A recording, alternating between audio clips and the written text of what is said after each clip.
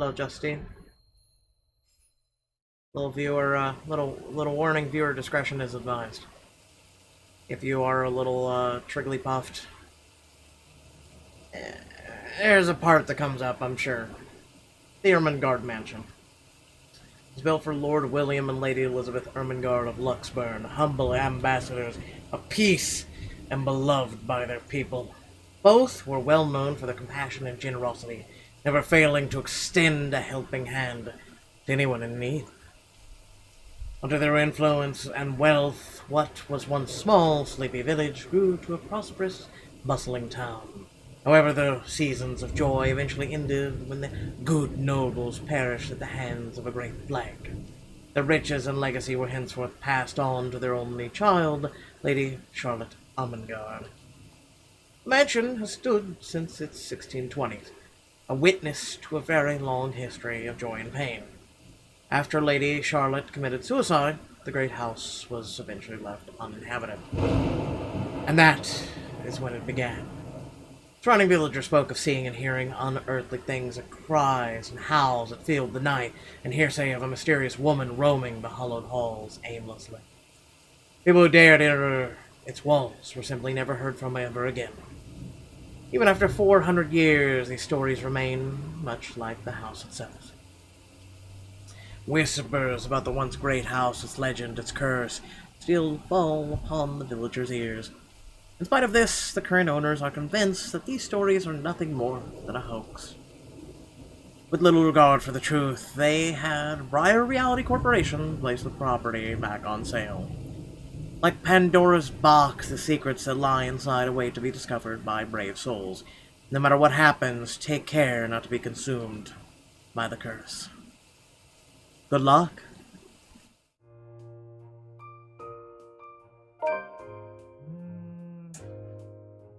No, Rose, what? Hello? Isabella? Are you there? Where are you?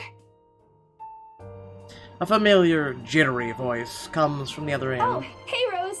I'm at St. Goretti High. What's the matter? What do you mean, what's the matter? It's the mansion, silly. I'm here and you're late.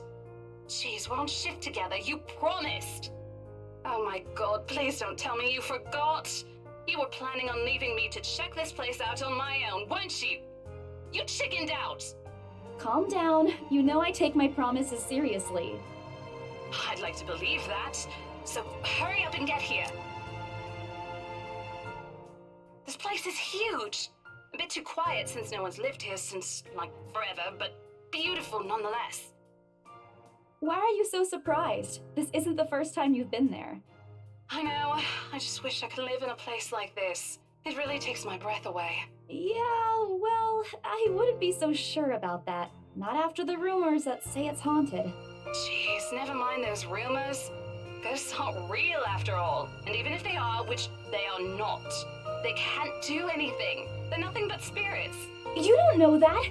They might be listening or watching right now, and they might not be happy with you enough to curse you. No offense, sweetie, but that's a bit of a stretch. Believe it or not, it's better to be careful.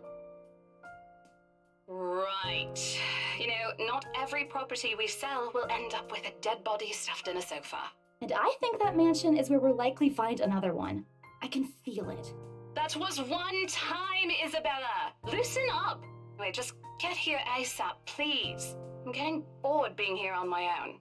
Fine. Let me just finish up here. I'll be right there soon. Okay, see you. Bye. She hangs up before I can even respond. Rose, still charming as Who ever. was that? I look up from my phone to see Rebecca. Becca gives me a questioning look. Oh, that? It's just Rose. The one who trained you.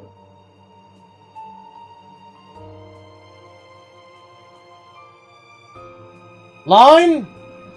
Apparently she cut that one short. You're working together again? Just for this property. We've been scoping out that big mansion down Anselm Village after the renovations. Today is sort of its grand opening to the public. The RC wants to give it one last check before we let potential buyers tour it this afternoon. Hold on. Is this the same mansion you've been telling everyone about? Is she improvising too? Didn't you keep saying how it just gave you the creeps? You actually went there? And you're going back? Well, I did promise Rose I wouldn't ditch her. And besides, a job is a job. Gotta do what you gotta do to make a living. As soon as those words leave my mouth, Becca lets out a soft chuckle. What's so funny? Nothing. It's just that I didn't expect you to say that. Coming from you, it sounds so out of character. I mean, no offense, but you've been freaking out ever since you got assigned to it. I honestly thought you'd back out. Not all the time. I could really use a huge amount of cash right now, and this is just the fastest way to get it. Plus, listen to this. Briar Realty wants it sold as soon as possible, and the agent who lands the deal is going to get a huge bonus. They never give bonuses like that. Getting that would make life so much easier. They're desperate, I'm desperate, it's perfect. A sympathetic look crosses her face. You know, if you're really in urgent need of money, you could have just asked me. Or Ashton. We can always let you borrow, and you can pay us back whenever.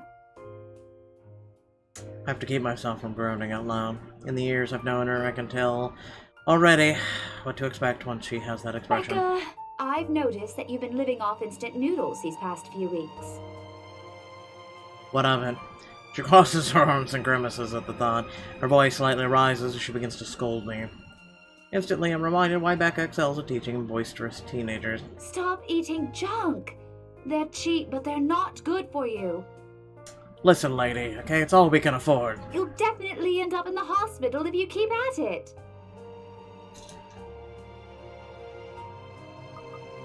I eat other things too. I eat an apple. hey! I eat other things too. Pulled my arms across my chest, mimicking her posture and giving her the best frown I could muster. The same one that I used with my younger siblings when they're being difficult. Instead, she raises an eyebrow at me. That's not going to work on me. And I saw it when you were cleaning your flat last week. The instant noodle cups outnumber everything else. You're just exaggerating. Did you even see what's in my cupboard yet? I'm not just living on instant noodles alone. I've got canned beans, peas, tuna, ham, and even hamburgers in there. Becca's wrinkling her nose by the time I get to the end of the small list. She even went a little green on the last one. I would have laughed a little at that if I didn't know it would have only led to reprimands from her. Aren't those the same ones you won from the grocer's raffle more than a year ago? Listen, it's still good. It's in the freezer. Oh, I sincerely hope you're checking the date stamps on those things before eating them. I don't want a repeat of last year. Listen, the ER visit was swell. In any case, those are still not exactly healthier choices, Belle. She shakes her head, possibly laughing at some funny, distant memory. When she looks up, I immediately brace myself. More words from her. Sometimes it's just better to let Becca talk until she's out of things to say. But when she turns her attention back to me, it's only warmth in her smile. What am I going to do with you? She says this more to herself than me, her voice shifting to something kinder, even motherly, if I'm looking for the exact word. I hope you know that it's impossible not to worry about you when you're like this. You don't have to keep eating the same thing. Didn't I tell you before? You're always free to reheat my leftovers. Thanks, Becca. I really appreciate it, but you don't need to keep babying me. You've been taking care of me since after I moved here. You have to take a break sometime. And before you ask again, no. You know I'm not a fan of borrowing money. And I'm not going to ask you to give me what you earned hard for yourself. You and your pride. But suit yourself. The offer stays on the table, though. My pride is all I have. Rar. I nod in response, if only to get her to drop the topic. But I'm pretty certain I will never take that offer. Ever. It's nothing to do with pride. It's simply plenty of times how friendships can take a turn for the worse just because of a few unpaid debts. I don't want something like that to happen between me and Becca. We may argue about a lot of small, petty things, but she already feels like a real sister to me. I don't want to lose that friendship over something so trivial. Becca's movements, when she takes a glance at something behind me, snaps me out of my thoughts. No, enough chit-chat. Lunch is ending, and my students will be back any minute. We can catch up later. Good luck with your clients. You better treat us to lunch or something if you get that sale. You bet! With a small smile, she returns to her desk and begins sifting through the pages of a rather thick history book. She probably is working on next week's lesson plan. Or trying, at least. Her eyes are distant. She doesn't seem too attentive to whatever's on the page. As if she heard my thoughts, Becca starts coughing heavily. Her hand hastily goes to her mouth to stifle the sound. This is precisely why I followed her here. For someone who makes a habit of worrying about other people, Becca sure forgets how to take care of herself. Hey, you sure you can manage on your own? I mean, you're still a bit feverish. Hush, dear. Don't you worry about me. I'll just drink some medicine and I'll be right as rain. I'll level her with a flat look. She has a cold for a couple days now. Something about the strange weather not agreeing with her lately, and despite my advice to take the week off and rest, I found her apartment empty when I dropped by this morning. She even left the medicine her doctor prescribed. Look who's being stubborn now. You shouldn't even be working right now. Seriously, you big baby. I'll be fine.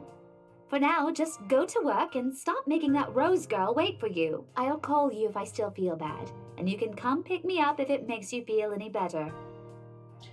She offers me a reassuring smile, and I can only sigh. Why do I even bother? There's no stopping her when she has decided on something. Defeated, I reach into my bag to pull out the same bottle of medicine she left earlier. She looks at it warily when I place it in front of her. Unfortunately for her, this is the one thing I'm not letting her have her way. Alright, but don't forget what the doctor said. Drink this on time. I'll see you later, okay? There's an amused gleam in her eyes when she shifts them back to me. Look who's playing the mother hen now. Rebecca! Okay. I won't tease anymore. I'll make sure to drink it, Mom. Before I can retort, she casts another look at the clock. I take that as a sign to finally end the conversation and my short visit. With a small wave, I leave her alone in her classroom and her thoughts. I hail a passing taxi to take me to the property as soon as I leave the school grounds. The mansion is some ways out on the countryside, but I don't have trouble giving the driver directions. Apparently everyone in Luxburn City knows of it, including every bit of rumor surrounding the place. In fact, just the mention of its name is enough for the locals to give you a cautious sidelong glance. I learned that the hard way the first time I commuted there. It only boosted my belief that there's something more to the house. Even the news of it being renovated and placed back on the market has caused quite the stir. Thankfully, it died down a few weeks later. The place would have been a lot harder to sell otherwise. I avert my eyes from the window once the buildings shrink in the distance. We get a glimpse of the countryside soon, although a quick glance at my watch tells me we're still a few minutes away from our destination. Might as well get some work done. Rose did ask me to review the mansion's documents. I already looked them over last night, but you never know when things may go wrong. Life has ways of messing things up like that. Dear flock of birds, stop it. Halfway through the reading of the papers, my phone rings again. I pick it up without looking, neatly tucking it between my ear and shoulder. It's probably just Rose again, anyway. Rose? Guess again. That voice. Ash. Bingo. Hey, what's up? Just checking if you're still cool later this evening. You mean that thing with Zach? Yeah, he even called in the middle of the night just to remind me. No, don't worry. I didn't forget. I'll be there. Cool, I'll see you later. What time do you get off? Around 6 p.m.? I don't know. It's the first day of the Ermengarde Mansion's open house, and we're expecting quite a number of potential buyers. I'll be booked the whole afternoon. Ermengarde Mansion? You know, the big Jacobean mansion at Anselm Village. I'm on my way there right now, actually. On your own? Yeah, well, Rose is already there, but yeah. I see. Looks like the scaredy cat finally toughened up. Shut up! Ash chuckles, and I can't help but roll my eyes upon hearing it. I'll see you later. Drop me a call when you're done. I'll see if I can pick you up. Whatever! Stupid Ash hole. Always teasing me whenever he sees a chance. I'll show him who's tough. It takes a few more minutes until I finally reach the infamous mansion. I have to admit, the entire property does look wonderful from the outside. Yet despite all this, it does nothing to hide that something is just wrong. The surrounding area is unusually silent. The only rustling of the leaves can be heard as the occasional breeze passes. While Anselm Village is just a few miles away, everyone keeps their distance on purpose. Perhaps out of fear, the horror of falling under the mansion's curse. Somehow it makes me feel sad. The lack of immediate human presence just makes this place all the more eerie than it has any right to be. If it's uncanny in broad daylight, I can't imagine how the place looks at You night. planning to go inside that place, Missy? The voice nearly makes me jump out of my skin. Without completely taking my eyes away from the house, I give the driver a confused nod. The beat passes while I wait for him to say more, but his only answer is a non-committal hum. Belatedly, it occurs to me that he must have been waiting for my payment. I mentally slap myself for spacing out and promptly hand him the fare with an apologetic look. I expected him to leave as soon as I pay, but there's a hesitant expression on him as if something hasn't been said yet. Is there something wrong? Look, Missy, I'm sure you've heard what the people are telling everyone about that place. Nobody likes to be disturbed when they're at peace, and I'm pretty sure whatever they say is in that house doesn't want to either. I admit they did a good job fixing it up, but there must have been a reason why even distant relatives of the family who used to own the house never lived in there despite inheriting it. No wonder they wanted to get rid of it. Maybe they just didn't like it? You never know. It drives off after, but what he said was left a foreboding feeling in my gut. I breathe out a heavy sigh as I approach the house. After hearing enough of the rumors, I should have expected the conversation to take that turn. But I'm already here. Backing out is completely out of the question. It's not like I have a choice anyway. If I want to get to that bonus in commission, one way or another, I've got to sell the property. The door's ajar when I get to it, however, while my own copy of the keys dangle uselessly in my hand. Rose must have left it open when she arrived. That's weird. We may be the only people here this early, but I've never known her as someone careless. Entering what greets me inside leaves me gaping. They've cleaned every corner, waxed the floor, dusted the antiques, searched every nook and cranny and crevice, and made a spick and span, all for the sake of making the mansion more enticing to modern-day lords and ladies. But no matter how hard they try, the mansion still looks as soulless as ever, as though it's going to eat you alive. If you ask me, they should have just listened to what the other people have been telling them and leave this place alone. Some things in this world are better left alone, never to be disturbed ever again. Rose? I call out, Rose, I'm here. Where are you? My voice echoes softly through the hallways. Oh, who am I kidding? In a place like this big, I don't think she'll hear me no matter how deafening the silence is. She could be all the way on the other side of the property for all I know. Quickly reach for my phone and I dial her number. But the number you have dialed has not been recognized. Please check and try again. what do you mean has not been recognized? We were just talking a while ago. It's not like she was eaten by the house. Right? Or maybe. Did the ghost hear us talking and spirited her away, right? Right? No, Isabella, don't be ridiculous. She's probably just wandering deeper into the house and lost signal or something. I dial her number again, hoping the call will connect this time. The number you have dialed has not been recognized. Please check and try again. But to no avail. Oh, boy. I have a very bad feeling about this. Rose? If you can hear me, please come out. Come on, Rose. This isn't funny. You know this place gives me the creeps. No answer. This isn't gonna work. The place is big. She could be anywhere. I need to start looking for her. I take a deep breath before venturing deeper into the mansion. Hey, Octane City's working again. Taking a couple of steps forward, I notice something move above the grand staircase. What the hell? Rose? Rose, is that you? Not funny. I'm leaving you if you don't come out. Not coming out, huh? Fine, I'm going. Okay, that's a lie. She's my friend. I can't really leave until I know she's alright. Growing desperate, I try to contact her number again. Come on, please give me something. Please, Lord. Yes, finally. Hello? Hello? Rose, I'm here at the mansion. Where the hell are you? She doesn't respond. There's also heavy static coming from her side. I sincerely hope it doesn't cut off again before I can get an answer from her. Rose, come on. Where are you? A few moments pass until the static eventually starts to quiet down. What? The attic? Why? Crap. I got cut off. Man, do I really need to go there? With how deep inside the mansion the attic is, there's barely any signal there. No wonder I can't contact her. But why is she there, out of all places? She just has to make me go fetch her in the creepiest room of this place. Is she just doing this to get back at me for being late? Whatever, I'll just go. If sooner I meet up with her, the sooner I'll feel better about being here. But carefully, I make my way up the staircase. My legs wobble as I mentally curse the fact that I've chosen real estate instead of picking a career that doesn't involve strange abandoned houses. On reaching the top, the grand hallway greets me. It branches out to the two major wings of the mansion, east and west wing. There are 2 attics here, one on each side. But the east one has been converted to a storage room of sorts, and somehow I find it least likely for Rose to wander there by herself.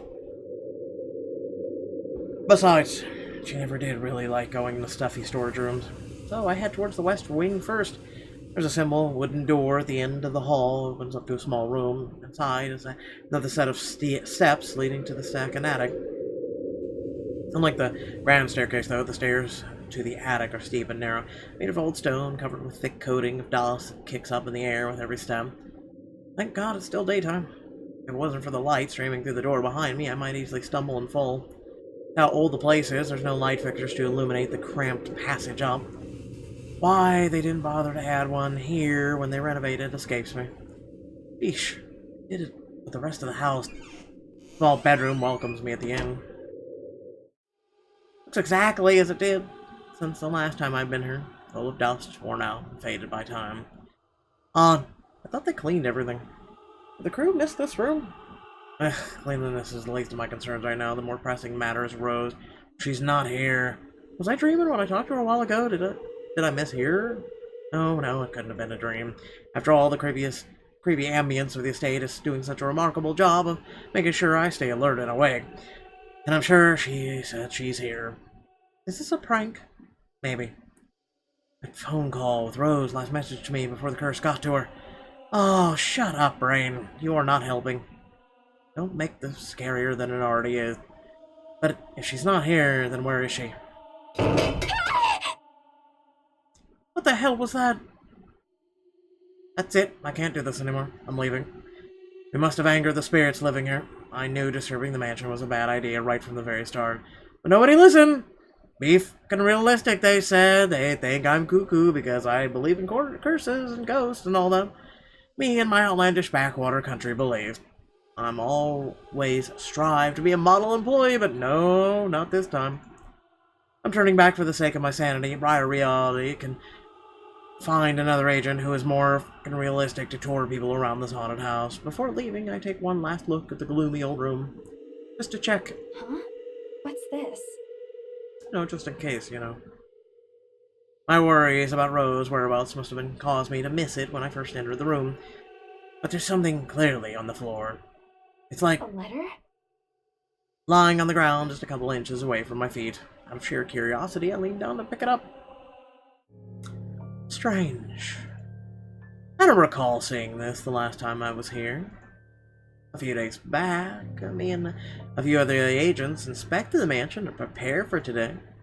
I had been the last to look inside the attic and leave. This certainly hadn't been here before. Someone must have left it in this room since then. Did Rose leave this for me? Was she here a while ago? I couldn't have missed her, though, could I? There's only one set of stairs leading to the attic. This letter isn't exactly in pristine condition. In fact, it looks rather ancient.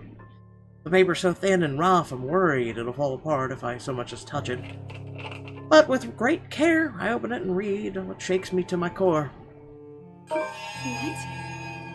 What? Oh my god. Nothing but the words "help me" fills the page, all of it seemingly written with crimson-shaded pen. Or blood. I gulp. The same phrase just goes on until... Send this to 5 people or else. Send this to 5 people or else. Or else what? Or else what? Quickly as I can, I scan the back of the paper and peek inside the envelope to make sure I'm not missing out on a second page. But there's nothing. No. Oh, please, no. My hands tremble as dread creeps over me. The room is suddenly getting colder. I need to get out of here, folding the paper in half. The sight that greets me next has me frozen on the spot. A pair of blood-soaked feet enters my field of vision, covered in gaping wounds with skin eaten away to reveal flesh and bone and all manner of things that one isn't meant to see. It's too much. All of it is too much. want to call for help, but the words catch in my throat. Even my feet won't move, completely paralyzed out of terror. Lord, please help me. Why not? I shut my eyes tight, muttering fervent prayers under my breath. Our Father, who art in heaven, hallowed be thy name. Prayers taught me as a child by my mama and papa slip out endlessly through my teeth. Because God, oh God, if you listen to any of my prayers, please listen to this one. And if God doesn't listen, at least I won't see the thing that kills me. Cold comfort. I wait. And I wait some more. But when nothing happens, I dare to take a peek. Only to find the ghost, the thing, whatever it is, gone. Relief washes over me as I shakily get up to my feet and walk back towards the door. Wrenching it open, I slip out without a second thought and make a run for it down the stairs and onto the hall.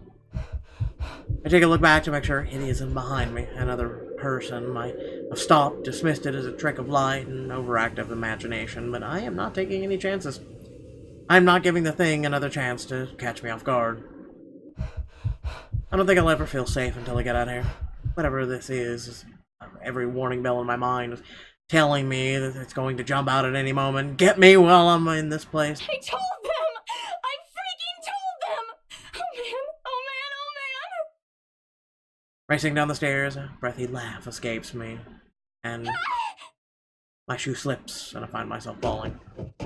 Until my back hits the ground and pain racks my body. My head grows fuzzy and my vision dims as I fight to stay conscious. Go away. The last thing I see are those feet, before all I know is darkness.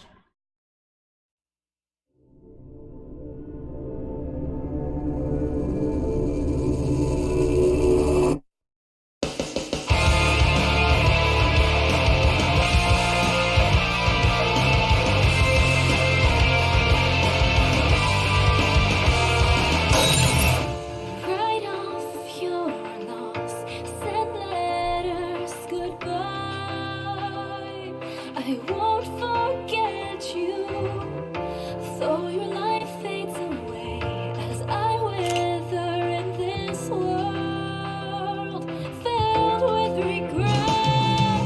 Hold my hand tenderly, please don't leave me be. In this bloody house where we shed all our tears, darkness reigns, our memories alone remain. I reach out beyond the curtain black. I'm in too deep through this letter I write. I want to be free, together by your side. And spend eternity in this lonely place we call home.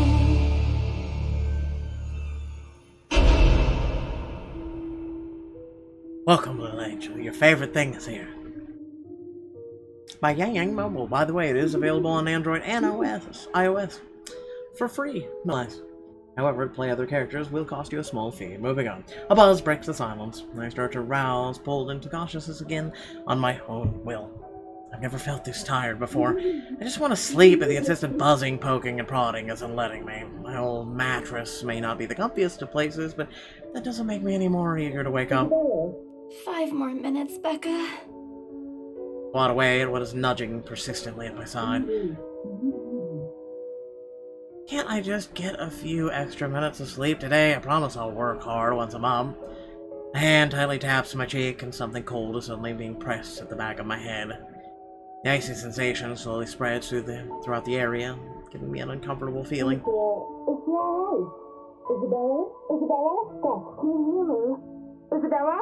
I said 5 more minutes, Mom. Shut up.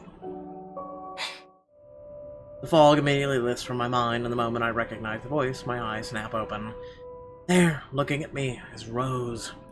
Another woman loiters beside her, but my attention is too focused on my co-agent to even ask why there's someone else with her. Rose's posture just screams worry, although she's keeping a straight face, or trying to at least. I can't help but feel bad for making her fret. A wave of dizziness washes over me as soon as I try to get up, forcing me to lie back down. Luckily, the feeling subsides after a few seconds until a mild throbbing somewhere at the back of my head remains. With a little assistance from Rose, I push myself upright. She hands me an ice pack and gestures for me to press it where I suspect a small bump has already formed. If the light ache in the area indicates anything. Alright, Isabella, where are we? The Ermengarde Mansion. Why? Ow, my head. And the date today? 1942. October 21st? Last one. Can you count to 15 in reverse order? Not without bourbon, no. 15, 14, 13, 12 teen. No, that's wrong. Why are we doing this? She's just checked if your injury is in any way serious. This time I curiously regard the woman standing beside Rose. It's impossible to overlook her with the way she towers over us. And here I thought Rose is already tall. Thank you, keyboard. Who is she anyway? One of the remaining cleaning crews? But how primly dressed is she? I don't think anyone would want to clean in a suit. An expensive suit at that. The glove alone must have already cost a fortune. Her eyes slowly shift between me and Rose, considering us with an almost unreadable expression before finally fixing a sharp gaze on me. I can't help but fold my arms protectively over myself as she does so. She may be far from cleaning crew, but she certainly looks like a supervisor during evaluation. Just do it, please. I hear them both warily, but recite everything as she has asked.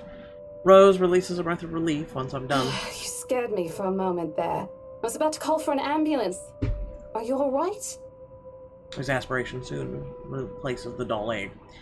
The memory's a little fuzzy, but the attic and... There was someone, Rose.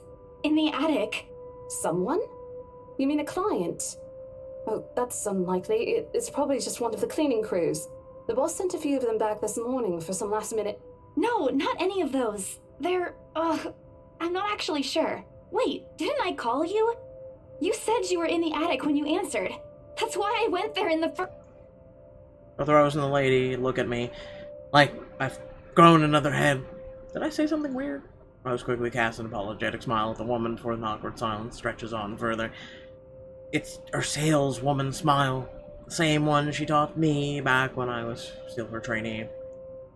Hello, Reichlich, how are you?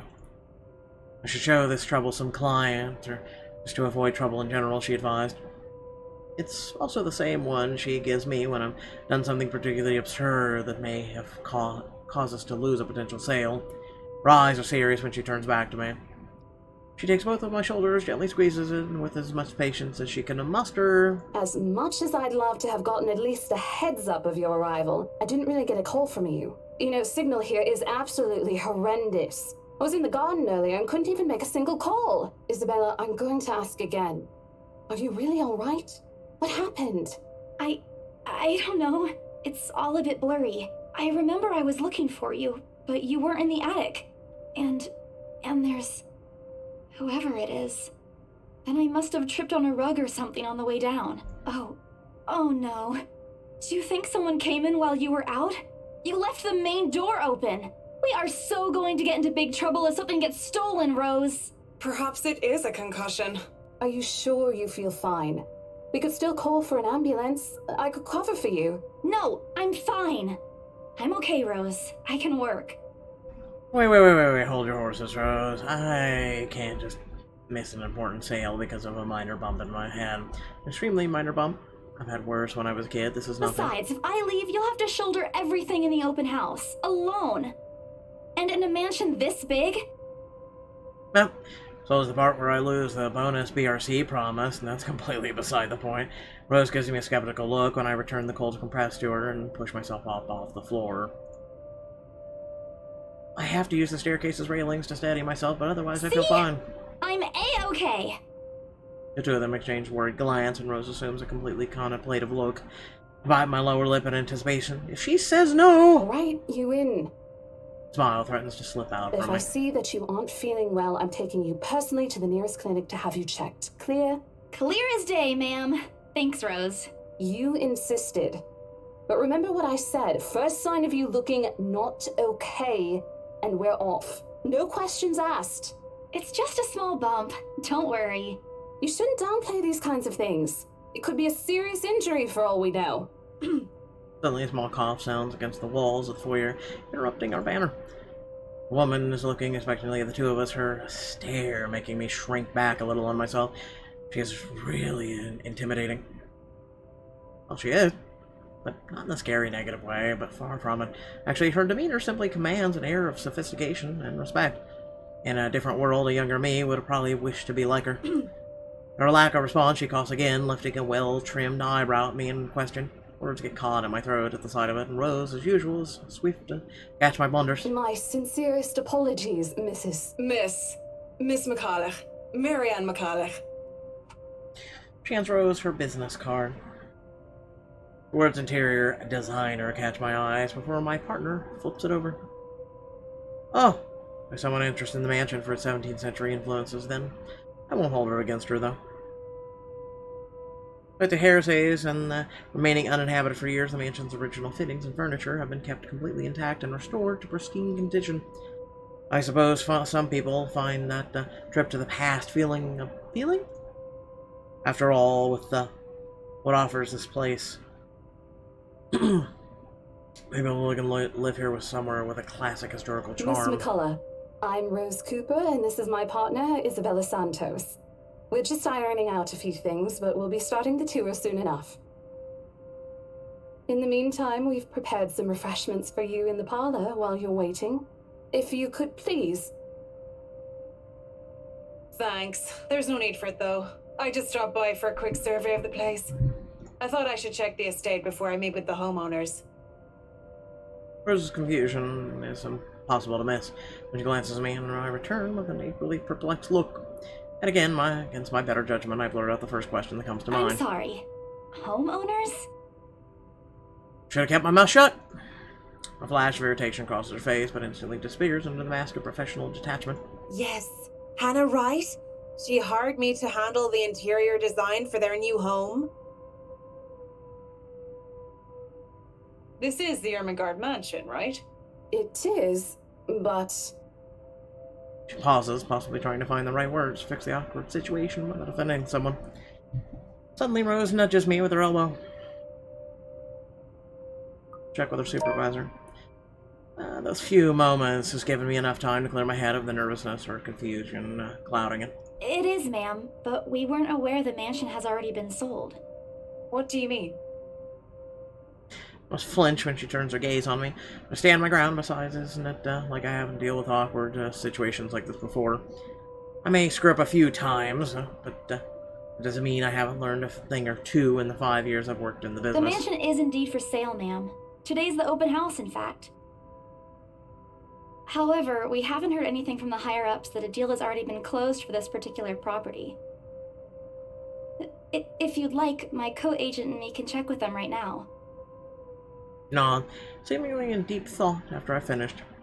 She appears to be a reasonable person anyway, given the proper explanation. She'd surely understand. I thought something looked odd. Excuse me, I need to call my secretary. Thank you for your assistance, Miss Santos. Slight wave of her hand, she leaves us. That seems to be the end of it. Both Rose and I breathe a sigh of relief. Disaster averted.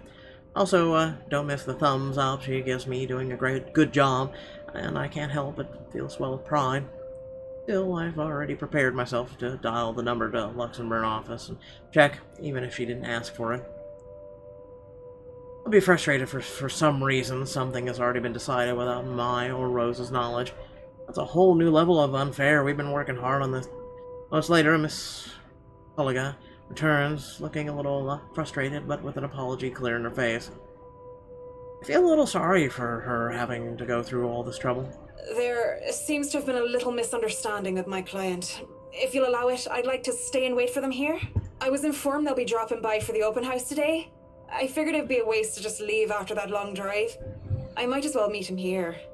Certainly. You could stay at the parlor in the meantime, ma'am.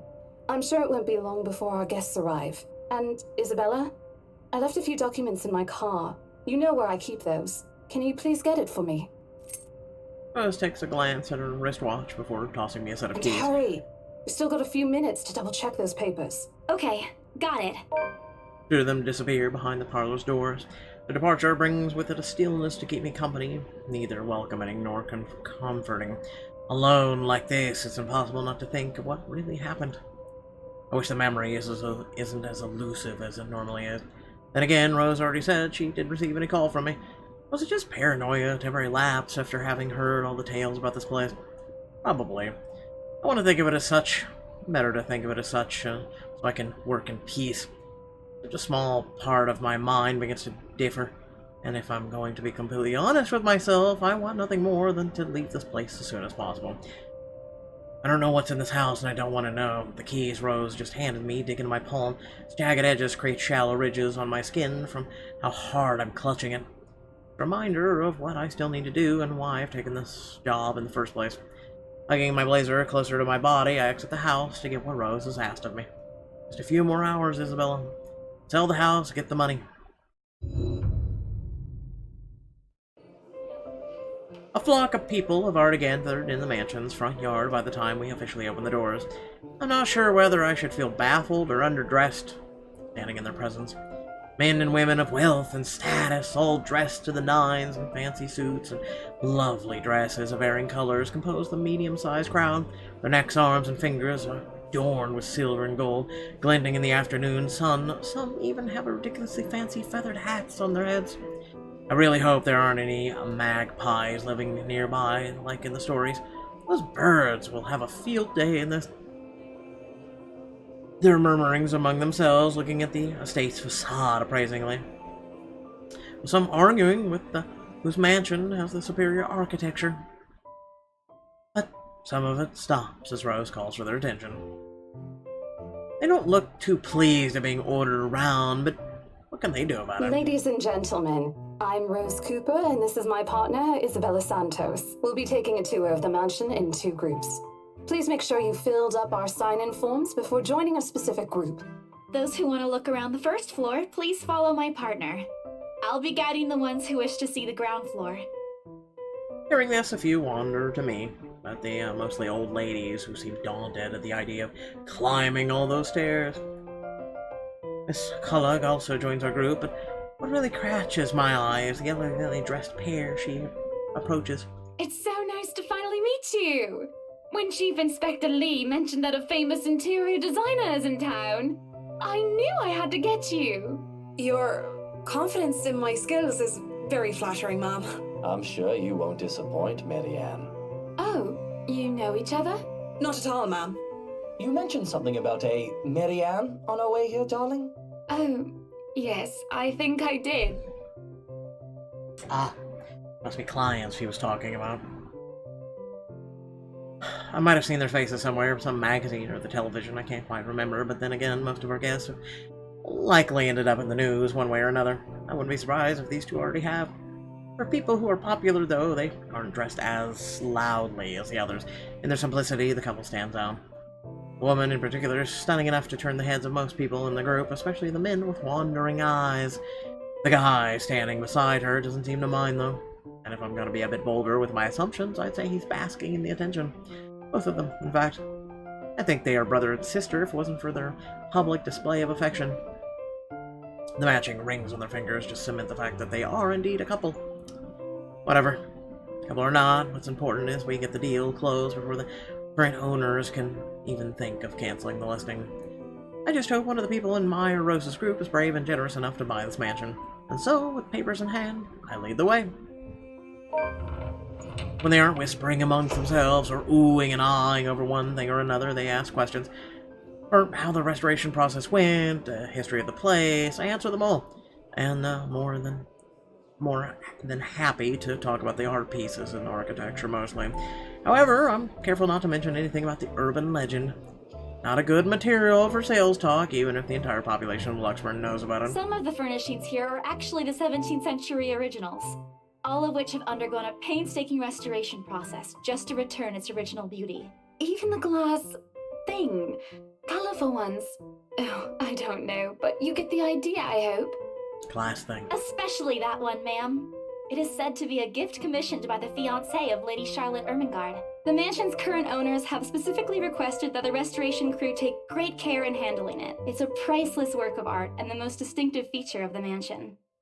By the time I stop talking, your attention is already elsewhere. Isn't this place wonderful, darling? I told you it's not a total waste of your time. I don't know. Isn't it a bit too small? We might have to break a wall down to have more room. Well, I think it is just right. Don't you think so, Marianne? It is splendid, ma'am. But isn't it a little too early to make plans when no deal has been signed yet? Never mind that. It isn't going to be a problem. We've got a wonderful legal team to handle everything. Start taking notes, though. I think I've got a few things I want changed before we move in. The rest of the conversation gets lost in the chatter of our companions. I don't want to make any assumptions yet, but their sheer interest is giving me enough to give me some semblance of hope. Oh, please, please, please, let these guys be the one! Eventually, our group reaches the kitchen. Much like the rest of the house, a great deal of effort has been put into retaining the room's classical appeal. The open hearth at the end of the room is particularly looks amazing, like the ones I've only seen in fairy tale books. And mad props to the cleaning crew. Seriously, after overhearing hundreds of their complaints about the soot and tar staining the bricks and how much of a pain in the arse cleaning this will be, they still managed to pull this off. Or make it look presentable, at least. The highlight of the room, however, is what's underneath this hatch here. Oh, don't say anything yet. An underground wine cellar. This is the first time the guy in the grey speaks up. Mr. Luke Wright, my memory supplies, from the forms he signed earlier. His sudden attentiveness catches me off guard. Since the start of the tour, only his wife has shown any form of genuine interest in the place. But this time, something lights up his eyes at the mention of the Undercroft. So, what's so interesting about a basement? I don't really understand rich people sometimes. Right now, he just gives me the impression of a child who has seen what he absolutely wants for Christmas. I've always found it cute whenever children act that way, my younger siblings especially. On a grown man, it's almost funny. Yes, sir. It could house around 7,000 to 11,000 bottles of wine. Why is it funny if a man acts happy like a child? Truly. And the room? How was it built? The bricks that were used to build the cellar have been carefully picked for the purpose of maintaining and preserving a constant temperature and humidity in the room. Yeah, okay. It's a good place to keep your private collection in if you have one, sir. It keeps the corks in good condition. Oh, love. Didn't you say before that you wanted to make your own personal vineyard? Perhaps you could start one here. You know we're going to need space for that, darling. And this isn't big enough. If it's space you're worried about, sir, the Ermengarde Mansion sits on a 46-acre lot. There's plenty of room for it. We were told that the original owners had a horse stable built here before, too. There's a kind of relieved expression on Mr. Wright's face, but he doesn't say anything further. His wife, however, seems really pleased that he has started to show interest, if only a little. I smiled to myself. I may not completely understand how these people's minds work, but I sure as hell know how to spot a buyer with sincere interest. Score! I can't wait to tell Rose. The rest of the tour goes by without a hitch. After more than a half an hour, we're able to cover almost every room on the ground floor and are heading to the parlor. Funny. The first time BRC had to survey the property, I kept complaining to Rose how big it is. Now I can't even bring myself to care, no matter how much my feet hurt. Maybe this is just my excitement over a possible sale. When I reach the parlor, however, the odd feeling washes over me. Starts off as small goosebumps on my skin, a feeling of being watched intently. Whispers in my ear, shadows dancing and lurking in the corner of my vision. Dark silhouettes that are gone when I turn to look. A chill settles down my spine, making me sick, and I start to break out in a cold sweat. Can't do this. I need to sit down for a moment. The old ladies in the group have been requesting for a break anyway. I can just... Excuse me, everyone? We will be taking a 15-minute rest here before we visit the first floor.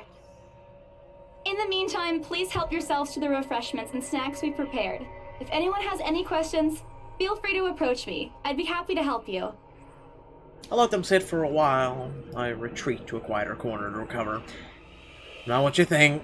Don't think about it. It's not what you think. I probably just caught Becca's cold. Don't think about it. I left alone for a good while, the same words spilling out of my lips in a silent prayer, till a hand taps my shoulder. Hello, you there? Yes, ma'am? Oh, look at you. Having to show a group around a mansion this big must be exhausting. Not a problem, ma'am. I'm just doing my job. What a hard worker. Anyway, Isabel, right? Isabella, actually. But yes, what can I help you with, ma'am, right? Please, just Hana. Call me Hana. I just wanted to ask, how soon are we able to move in? My brain completely stops, the sick feeling plaguing me is suddenly gone, replaced by utter bewilderment.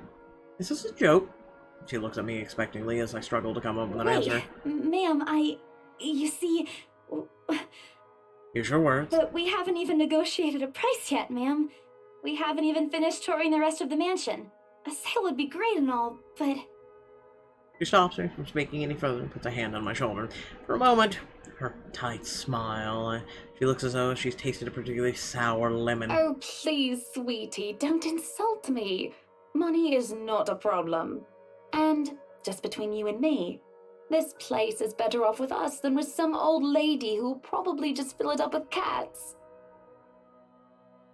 What's wrong with cats? I personally don't think there's anything wrong with having cats here, ma'am Hana. I'm sure there's more than enough space here if you want pets. Perhaps I'm still not feeling well, but really, what's wrong with cats? More importantly, why is she talking about moving in already? Well, I'm more of a dog person. Well, then you can have plenty of dogs. But you see, this is going to be a gift to my darling. It's going to be our anniversary soon. And it would be so wonderful if you can secure its purchase for us. Why, I can even offer something extra if you help us out with the paperwork. We actually have a process for this, ma'am. I don't really think that would be necessary or appropriate. And just what are you two lovely ladies talking about here? Leaving me and our lovely interior designer to talk here by ourselves. What would the people think, darling? Oh, it's just small talk, love. I was asking if she could help me with the paperwork. I try not to wince when her nails dig into my shoulder. I can't help but send an imploring look at Miss Pollock, who only gives me an apologetic smile and a shrug. Thanks for leaving me hanging. Yeah, I can give you a fact sheet and a form to fill out. She wastes no time in taking the papers from my hand and shuffles through the bunch. Oh man, Rose is gonna be so angry at me for letting her do that. Wonderful. And Marianne, I'd really love to talk to you about those changes. You took some notes earlier, yes? I did, Mom. But I really hope that this time... Excellent. Hopefully you can help us out too, Isabel. Isabella. Right. It's a lovely name, Isabel. It's Isabella. Yes, that's great. We'll be more than happy to put in a good word to your superiors too, and... What's this? Look at confusion and disgust on her face. Turning to her husband, he merely shrugs in reply. An interesting work of art. Not to my taste, though. Darling, Buttercup, art is a complete overstatement for this garbage. It looks like a cheap prop from a D-list horror film. Shush, love. Let the girl do what she pleases with, what do they call this? Oh, forget about it. At the very least, it's not as dreadful as the one art exhibit I was forced to attend last month. You should have seen it, Marianne. Even you would have been appalled. But I'm sure you'll know what to do with our walls once we get started. I highly doubt it is as bad as you say, Ma'am. Nevertheless, you can be assured that my team will only pick whatever suits your tastes. Nothing of this chain letter sort, of course. It has to always work with a palette. I'm quite sure chain letters these days don't come in this form. My turn to be puzzled. What do they mean? Rose and I double-checked everything. Are the papers I handed not enough? I want to ask what I did wrong. I don't want to mess this up. But with the way Ma'am Hannah's leading the conversation, I'm afraid that's exactly what will happen if I do interrupt her. That's good to hear. See, darling, isn't she an absolute delight to work with? I can't wait to see how this place will look when she's done with it. Oh, you don't have to tell me that, Buttercup. A smile is back on her face when she turns to me and hands me a strange piece of paper. I would still put it away if I were you, though. Otherwise, people might get the wrong impression. Anyway, as I was saying... I don't hear the rest of what she says after that. I can only stare down at the paper, the letter in my hands. Sides crinkle in my grip, my breath grows labored. Dread quickly fills my mind. Isabella? Are you alright? You're looking pale. Or even notice when Rose's group joins us in the parlor. I want nothing more than just to say, no, I'm not alright. I want to leave this place, because I remember everything as clearly as day. This letter, the blood-soaked limbs in the attic, it's real. The letter. I'm sorry, I didn't know. Careless. I've been so careless. I don't even tell them that without looking like I've gone mad. Should I even tell them?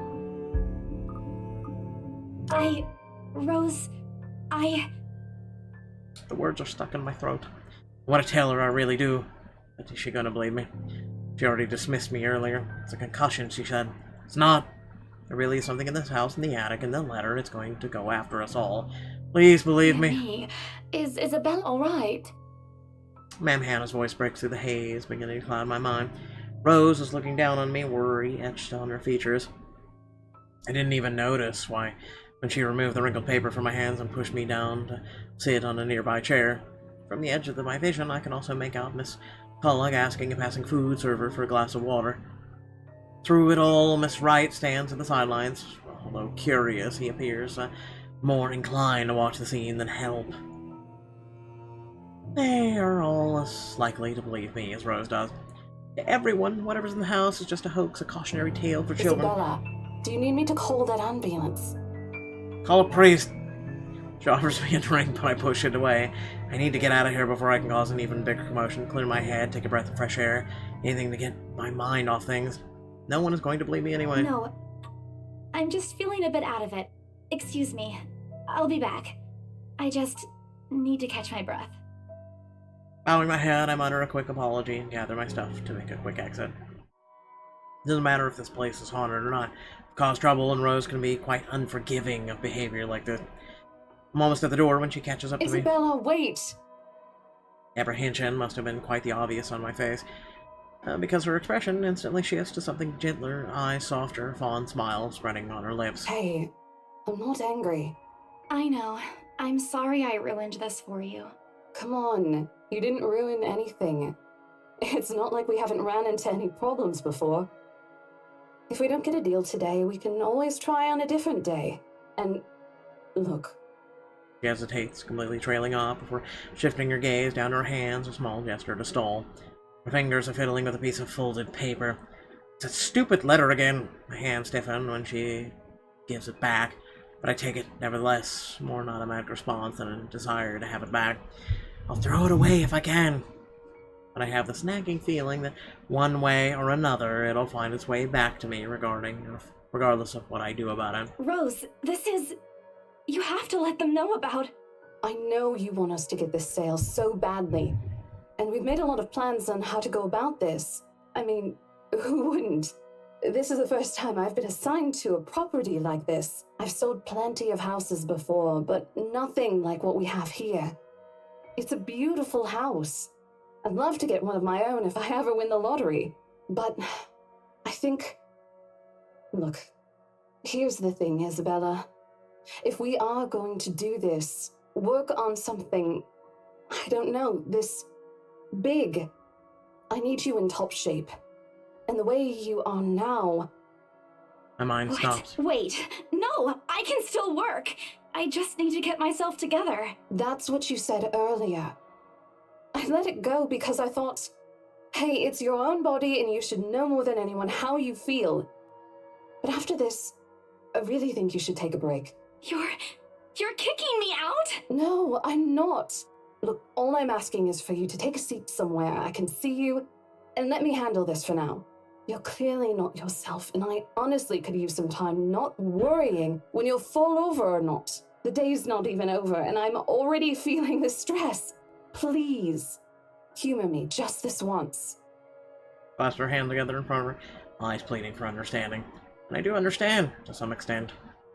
It doesn't mean I'll feel any less awful.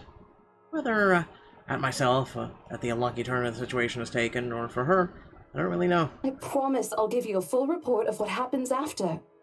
I'll even let you take the lead tomorrow. Fine. Okay. I'll step aside for now. You're upset. A little, yeah, obviously. If it's any consolation, I won't tell the boss about today. You know how he is. Please don't. I don't want a repeat of the lecture I got during my first assignment. He called me a noob, and I don't even know what that means.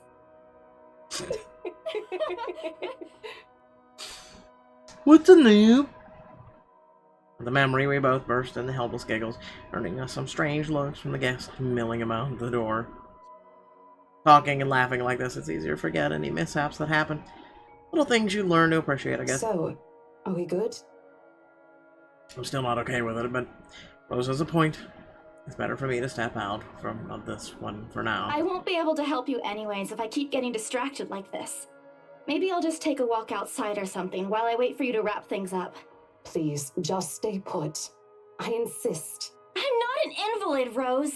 You clearly have not seen how you looked earlier. It's not that bad. Color hasn't even returned to your cheeks yet. Just stay here, all right? Don't even think of going anywhere. Let me finish what I'm doing here, and then I'll take you back to Luxembourg myself to have that minor bump checked. At least wait for me to call someone who'll fetch you, okay? She's gone before I can voice one more word of complaint.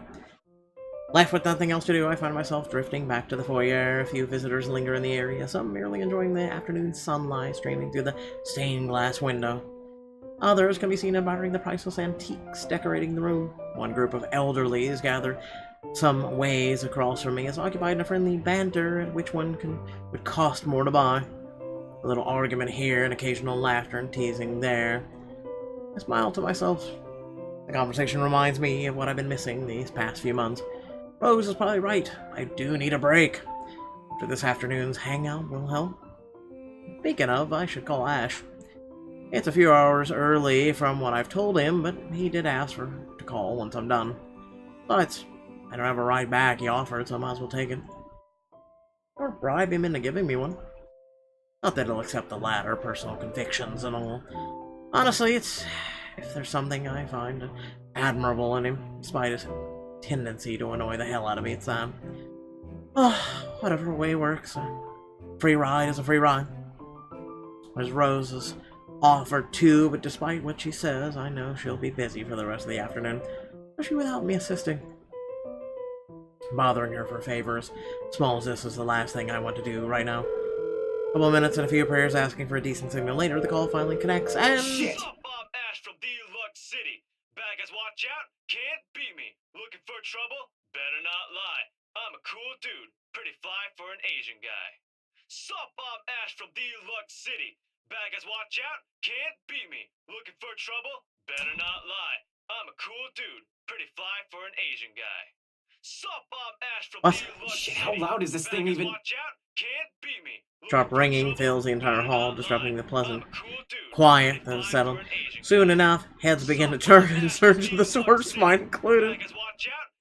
My eyes dart around the small crowd before zeroing in on a lone figure crouched behind the same group of old people checking out the doors moments ago. He's facing away from me, fumbling with something in his hand. But I don't need to see his face to know who it is. Oh, I'd recognize that dumb park anywhere. Without bothering to end the call, I march towards him.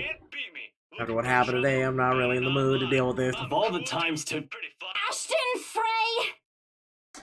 You have a really wonderful ringtone that I would toss out of the nearest airlock.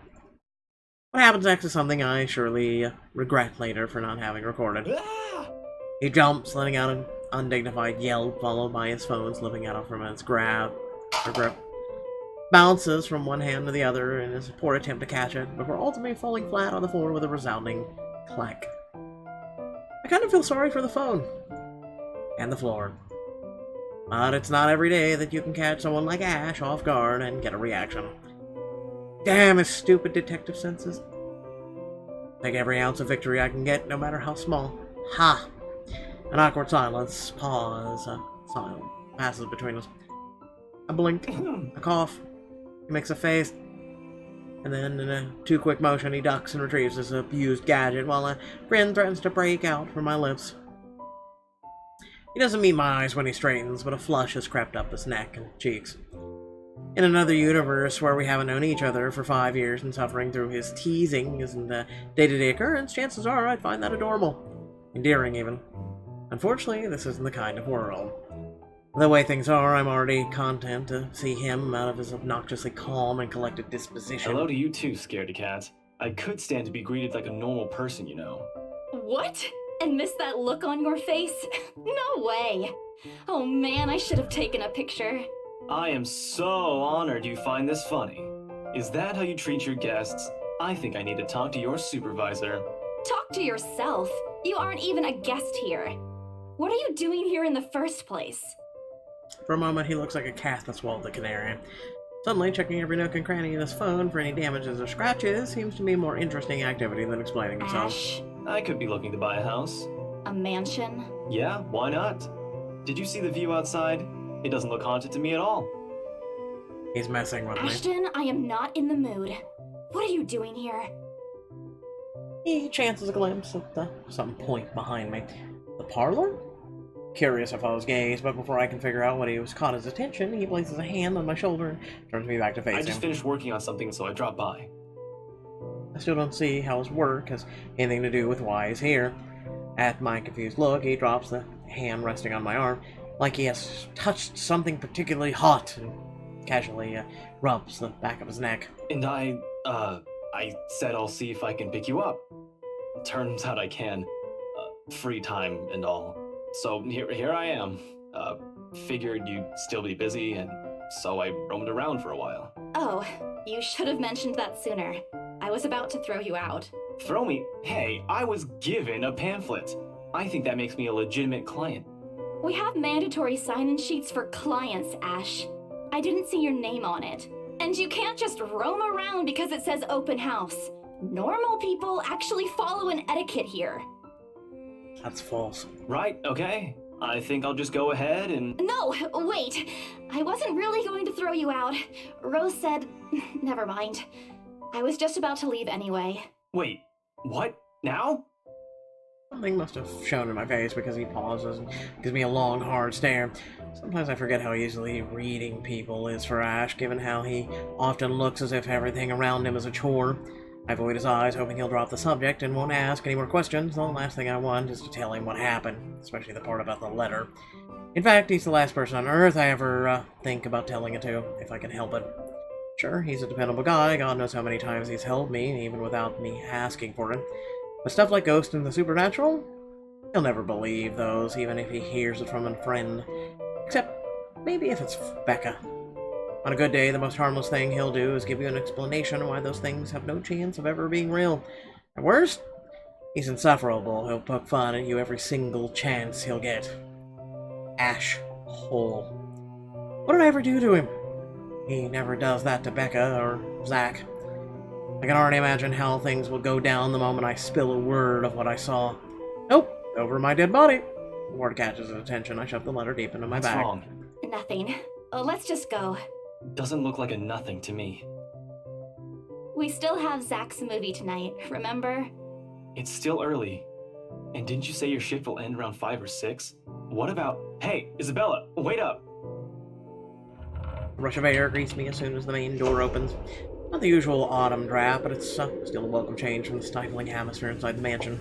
Ash's footsteps are quick behind me, the soles of his shoes thumping hard against the polished concrete in an awkward cadence as he rushes to catch up. He calls out once, twice. The mansion still looms in the background. Whispers calling me back, shadows beckoning.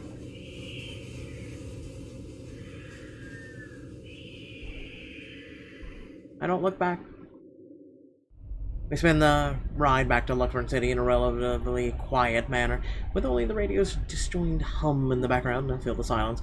Occasionally, Ash will reach out to fiddle with it until the signal settles or it's on a respectable volume, but otherwise he doesn't say anything. Neither do I. However, if the furtive glances he's been sending my way are signs, I know there are things he's been itching to ask since we left the mansion. Keep my eyes trained on the passing scenery outside, in the small hope that my disinterest will dissuade him. Here. All of a sudden, he tosses something at me from the small compartment on his side. It hits me clearly on the chin before I can make a move to catch it. The small package makes a soft landing on my lap instead. Sorry. The glare I send him wipes the smirk about to form cleanly off his face. He clears his throat, focusing his eyes on the road again. I swear he did this on purpose. Ignore him, man. I flip through the half-forgotten package on my lap. I won't say no to free food. But why are you giving away cereal bars? Yang's energy bar. I always have one on my person. And you look like you're about to pass out back there. Have you eaten lunch yet? I don't even have a chance to deny it, because right on cue, my stomach rumbles loudly as an empty, gnawing feeling in my belly becomes unnoticeable. No surprise there, I did skip breakfast and lunch so I could catch Becca while she was on break. I was hoping to get a small meal after. I guess with everything going on, I just forgot until Ash mentioned it. Not like the hollow feeling's new to me, though. If anything, it's just one of the things I've gotten used to ignoring over the years growing up. A thanks, then a tear open the package and start nibbling on the edge of the bar. Apart from the acknowledging nod, Ash doesn't say anything about after the small exchange. For that, I'm thankful. After getting an earful from both Becca and Rose, it's nice to be able to just sit down with someone who's not gonna nag at you. How'd the open house go? The usual. We got a bigger crowd than normal because of the property's fame, but really, no different from the typical open house. On second thought, it actually looks like a fancy party more than an open house. I've never felt so underdressed in my life. Weren't you there? I wasn't really listening. I should have asked someone to kick you out. No, you won't.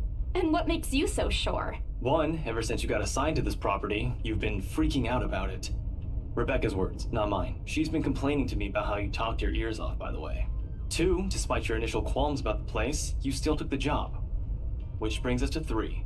It's been months since you last settled a deal, and you're short on money right now since you're back to your instant noodle diet. How do you even know about the last one? Rebecca. Anyhow, you're hellbent on selling the mansion. Even if someone you know personally is in the tour group, you aren't going to just kick them out. Every single person who went on your open house is still a prospective client to you. Even me. He's not entirely wrong. Oh man, I walked right into that one, didn't I? I hate you. I really hate you right now. His answer is a small laugh, the kind that screams, "I'm right! I told you so." I hate it when he does that. I'll have you know that there's already someone who's extremely interested in this property. So even if you expressed any sort of interest in it, I don't think they'd be willing to let you have it. Too bad. Provided I didn't botch it with the rights. Why, of all times, did I have to screw up like that in front of an important customer, no less? I owe Rose a big apology. I hope she does like free donuts. You don't seem too happy about it. Why you itch eye? Why? I am happy. Doesn't this look like a happy face to you? Really? And here I was thinking you found another one stuffed in the sofa. Or is it the wardrobe this time? You meant that as a joke, but how close it is to the truth made my blood run cold and my own heartbeat a heavy weight in my chest. All at once, the letter in my bag feels a whole lot heavier, burdening my own guilt and apprehension. Yeah, well, things happened. Stuff the right couple might not be pleased, no need to make a fuss about it. It's normal in the business. You made them angry? Not angry, just stuff happened. Like? Things. Did they do anything? Your clients, the rights, was it? I can't answer that. At least not without revealing everything that took place in the attic. You keep asking me about my work, yet you haven't said a single word about yours. That's not fair. Both you and Zach have literally disappeared off the face of the earth. An over-exaggeration, but changing the subject to something else is still better than outright lying to him. Besides, it never works with him. I'm not sure if it's because I'm just bad at it, or because he's really very good at his job. He doesn't answer immediately, only momentarily shifting a glance over to me and returning it back to the road when he makes a sharp turn. Outside, the sun has already started its descent, casting a vibrant orange glow on the tall buildings. I wonder how long before we reach the venue for Zach's film. Looking the street signs outside, it appears Ash has taken the longer route. Odd, but he's still trying to avoid the rush hour traffic. Didn't we just talk a week ago over chat? That's different. Linking your awful memes in the group chat box every morning isn't exactly a conversation. Excuse me, I don't hear you calling them awful while you're laughing at all of them. Shut up! And you aren't answering my question. That earns him a soft punch to his arm. I did laugh at them, but I'm not going to give him the satisfaction in knowing that I find most of them funny.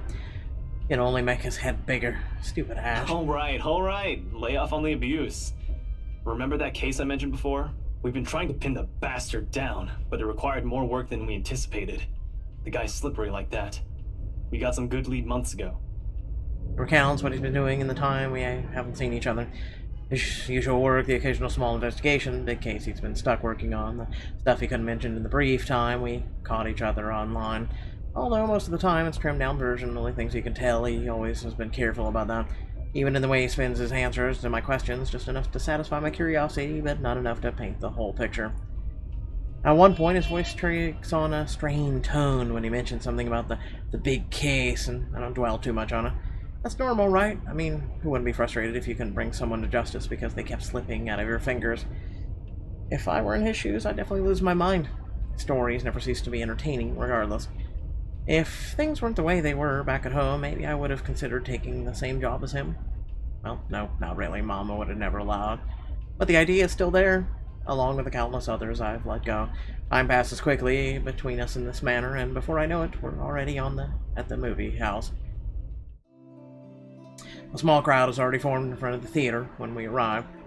The Lift Fest, short for Luxembourg Independent Film and Theater Festival, attracts a bigger crowd annually, and this year's no different. I've only been to a few indie film screenings with Zach, and I'm no expert on the matter. But I know that for people hoping to make a break in the industry, getting your film recognized by a local event like this is a really big deal. Especially for a newcomer like Zach. He hasn't even won an award, but getting a confirmation letter that the festival committee wants to include his movie in this year's lineup already puts a grin on his face for weeks. Speaking of the guy, he's impossible to miss. At 6 feet, he appears to loom over most of the moviegoers, and with his large build and heavy voice, there's no surprise when people give him a wide berth as they pass by. It's often easy to mistake him for someone intimidating at first glance. I did, back when I didn't know any better. Ash did too. I heard once, early in their friendship. Oh, there's Zach! Hey, you guys! Long time no see! Zach's face lights up with a smile of his own. He moves towards us with careful steps, taking a significant effort to make himself smaller, as though not to bump or accidentally hit anyone. Typical Zach.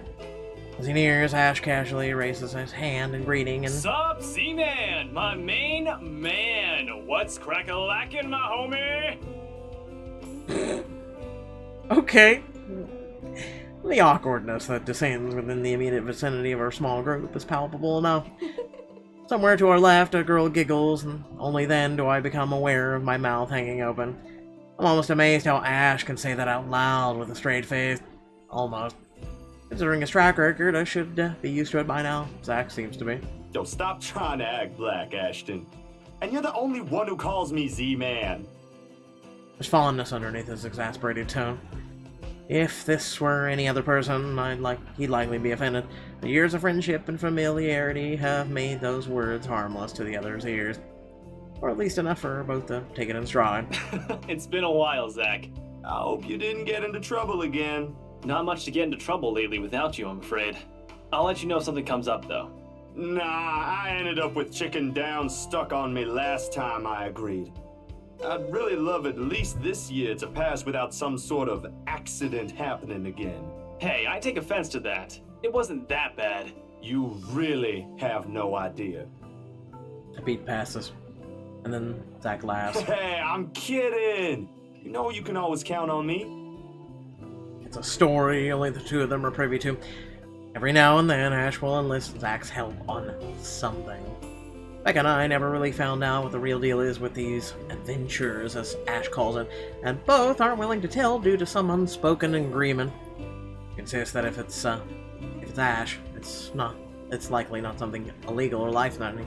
I tend to believe her on that. Sometimes. Well, boys will be boys, I guess. He gives Zach a small wave from behind Ash when his attention eventually turns to me. Bella! Huh? Rebecca's not with you. Is she still sick? A bit. But she's up and went to work this morning. You know she doesn't listen to anyone that's not Ash. Yes, she does. No, she doesn't. You're literally the only person she'll listen to when she's feeling stubborn. That's true. They've known each other for far longer than any of us in the group, childhood friends and all. Don't worry, Zach. She's probably on her way here now. She promised she wouldn't miss your movie. Isabella! Oh, thank goodness! Speak of the devil. Without warning, a hand grabs me by the shoulder and turns me around. Becca, you're just in time. I have to lean back a little with the way her face is almost invading my personal space, but she places a hand on either side of my head to keep me still. She stares at me intently, concern filling her eyes. Becca, you're squishing my face. How are you? Are you all right? Why wouldn't I be? Rose called me earlier. And those 4 words tell me all I need to know. Since I don't have my family living close by, and the only relative I have here works on the far side of the country, I gave my company Becca's contact number in case of emergency. I should have known Rose would call her. I pushed Becca's hand away from my face, although she's lets go, her eyebrows remain drawn together. Oh, no, everything's good. Rose covered for me at work today. That's not what I'm talking about. How's your head? Beside me, Ash snickers. I buy back the urge to elbow him in place, avoiding Becca's hand as she tries to reach out at the said area. I do my best to dodge her all at once, moving to hide behind Zach, however using you as a human shield. Oh, it's nothing. I just slipped off a few steps on my way down. I blacked out for a few seconds and had a minor bump, but it's just that. You blacked out? It's not something to brush off. Come on, at least let me check it. It's extremely minor. You wouldn't even know it's there. Isabella, this isn't a laughing matter. She did look pale when I saw her. Will all of you stop looking at me like this? Wow. Thanks a lot, Ashton, you traitor. I'll get you back for this. Just you wait. What? I'm just saying it as it is. If you mentioned this earlier, we wouldn't be having this conversation right now. I'm sorry. Saw her? Yeah, they arrived together. Bella looked fine to me then. I don't know. Something crosses Becca's face, but then it's gone before I figure out what it was. Oh, that's good. At least she didn't have to travel alone, right? At least. Good. Ruh-roh. See? I'm okay. I wouldn't be here if I wasn't. And I don't want to miss Zach's film. We can always watch it some other time. That jealous Sakura girlfriend look. Sorry, Zachary. No, it's good. But you guys should really keep it down. We're starting to attract some attention. It's the premiere. The premiere's different. Right, Zach? Shooting him a pleading look. Zach's a sensible guy, he understands. Please understand! Not really. But Rebecca has a point. In the end, I think it's your call. Oh, for heaven's sake! Please, Becca. I really don't want to miss it. You're not missing it. Oh, we're just moving it on a different day so we can have a... Look, you guys. Ash's loud sigh unexpectedly cuts through the conversation. He's pinching the bridge of his nose as he speaks. Something he usually does when he gets impatient. If she says she's okay, then there's nothing we can do about it. It's not like we can stop her either. Besides, she's still acting like the same old Isabella to me, if she can still run around like that. Why are you taking her side? I'm not. But if she wants to watch Zach's movie with us, I'm not going to stop her. She's probably the one looking forward to it the most. Ash, that's... You, of all people, should know... Tell you what, if I notice something amiss with her, I'll take her to the nearest hospital myself. Is that good enough for you? I already know the answer before Becca voices it. And at least she releases a deep breath and nods, albeit with a great reluctance. I immediately tackle her into a hug. Thanks, Becca. It's always been you with him, isn't it? Did you say something? Me? Nothing. Don't mind me. If you say so. Okay, guys, showtime's close, so I think I'm gonna get us some snacks. My treat. And then let's head inside. Anyone here has a smaller bill? I have no money. I think I do. Hold on. Pull myself off from Becca to get my wallet from my bag, and what's this? already in Ash's hands before I can even react. Finding Becca and Zach are both giving the piece of paper an intrigued look. No! Give it back! It's just a paper. I don't care! Give it! Looks ancient, too. Why do you keep this around? I try to reach for it, but he holds the paper way above his head. I've never been particularly sensitive about my own height, but right now I really wish I had the advantage over. Don't open it! What's the big deal? It's not like it's a love letter. I don't see any reason to... Hold on a second. This is, isn't it? Even if it is, it's not for you. Okay. Now I'm curious. I'm telling you, it's nothing like that. It's... The rest of my words are lost when he unfolds the paper. I can't breathe. My heart feels stuck in my throat, pounding, threatening to burst out. Vaguely, I note how my hands are trembling at my sides. Clasping them together doesn't do any good.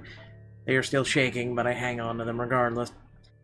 The awful, sick weight that has taken its core in my stomach back in open house returns full force. How do I fix this?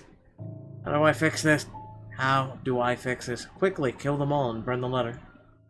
Someone please Today is turning out to be a horrible nightmare. Send this to 5 people or else. Well, that's interesting.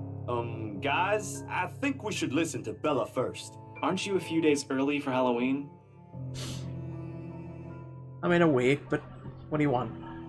Ash waves the paper in front of me, giving me a fleeting glimpse of its contents. I don't need to see. I don't want to see. The letters, the words, every stroke written in blood is already embedded in my mind.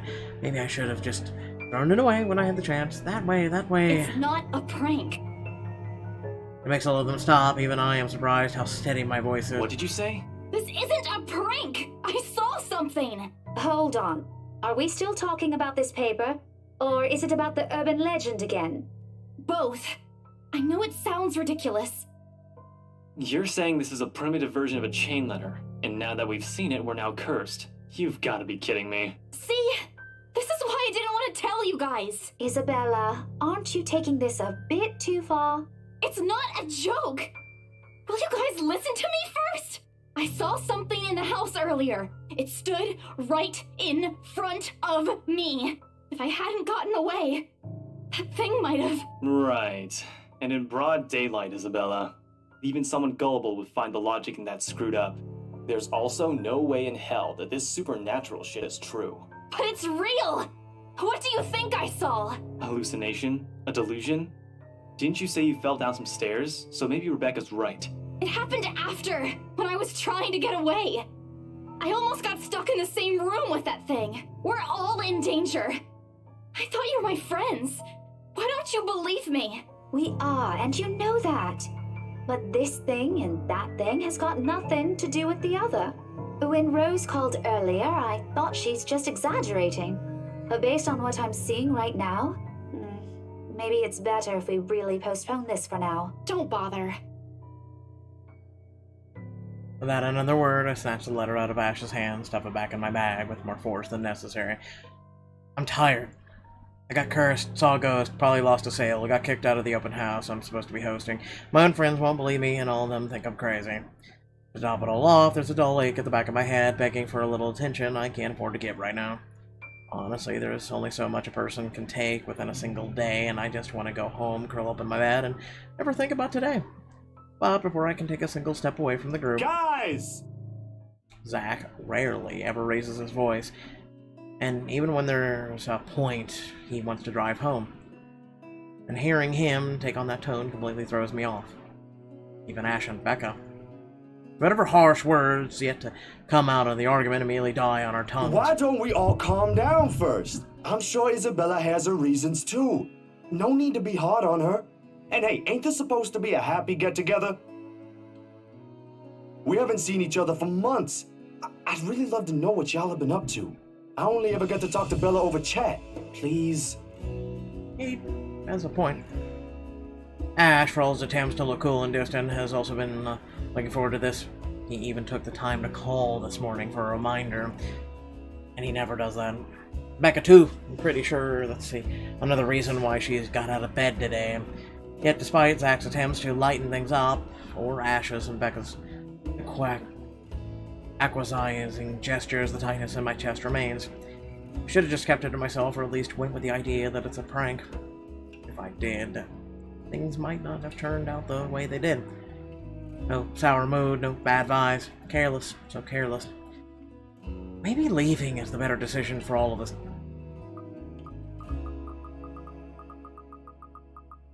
Stay for the moment. Any other day I'd excuse myself and go straight home. But this is something special to Zach, something he's worked so hard to bring to life. Should know better. I might be having a bad day, but being with the few people I care about far outweighs the idea of spending the rest of the day throwing a tantrum alone in my room. And what if the thing in the attic follows me home? I don't want to be left with my thoughts earlier. I can still see it whenever I close my eyes. And maybe if I stay, let our heads cool down first before telling them what happened, they'll listen to me. Nothing you can't solve with a calm head. One step at a time, Isabella. What Mama used to tell me. Besides, I don't have the heart to ditch Zach. Smiles back on my face when I look back at them. If we keep arguing here, we're going to miss the first few minutes. All right, that's the Isabella I know. Oh, good. I thought for sure you were going to cry. This time, I really do send an elbow straight to his stomach. Stupid Ash, being vertically challenged has its perks too. What was that for? Being an ash-hole. Stop calling me a crybaby! I'm not one! Aw, don't cry. Stop it! Okay, scaredy cat then. That too! If you repeat that, I swear I'll... Let's just go. Without another word, Becca goes inside. She doesn't even stop to wait for us when I call after her. Ash and I exchange looks at that, the same question likely swimming inside of our minds. Did something happen at school after I left? Is she having a bad day too? I'll try asking about her later, I guess. So, you guys go catch up with her. I'll go get us the food I promised. But you'll miss it! Didn't you say watching a movie without food ain't fun? And it ain't like I haven't seen it. I made it, remember? I'll be in there soon. One friendly tap on my shoulder, and then he's gone. A few moviegoers are still milling about. Some are still waiting in line for tickets, but otherwise most of the crowd is already inside. There's nothing much for us to do here now. Not a word of protest comes from me when Ash gestures for the two of us to head inside. And then? Are you sure it wasn't one of the cleaning crews? Absolutely sure. Somehow, halfway through the movie, the conversation steered towards what happened in the mansion. To be fair, Zach was the one who brought it up again in his own movie's premiere. Now the film's just serving as background noise while we're speaking in hushed tones, careful not to disturb anyone inside the small hall. Well, except for Ash. I just hope we don't end up arguing about it again. We'll all get kicked out for sure. Though with how loud Ash's voice is, we'll get thrown out before any argument happens. Only Becca still remained engrossed in the movie, completely ignoring us. We've been quiet for the whole evening, speaking only when referred to. If I didn't know any better, I think we did something that offended her. Did we? And then I ran. You heard what happened after. I still think it's something else. It was standing right in front of me, Ash.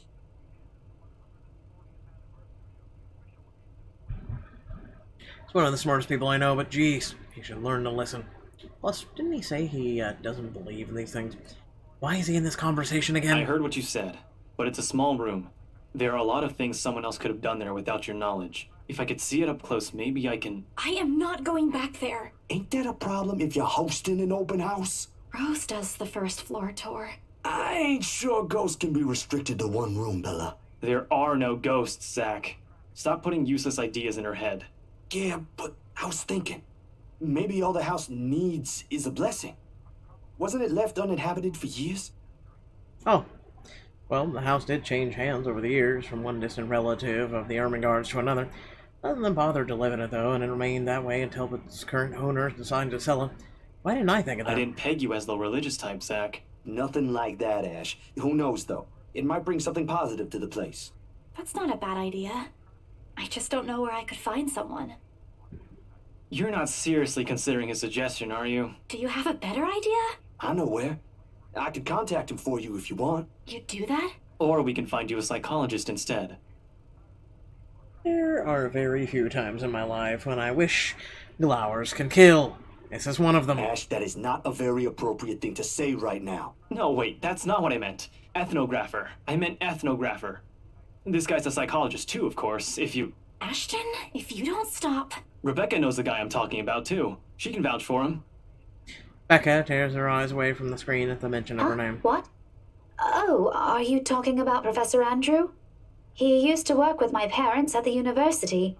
Can you guys keep it down? Sorry, the scaredy cat here mentioned curses. Not that I'm saying this is one, but talking to him is a better solution for me than getting a random priest to bless an old house.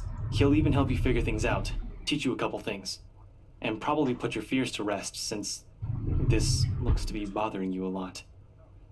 Thank you for noticing. Ash might be right, too. However, what Zach suggested is something I'm more familiar with. Granted, they don't believe me. They're only giving me suggestions to put my mind at ease, but it's better than being ignored or laughed at. I can take comfort in knowing they are willing to hear me out. So, what do you think? It's your call. We'll go with whatever you want. I don't know. Meet with the priest, meet with the professor.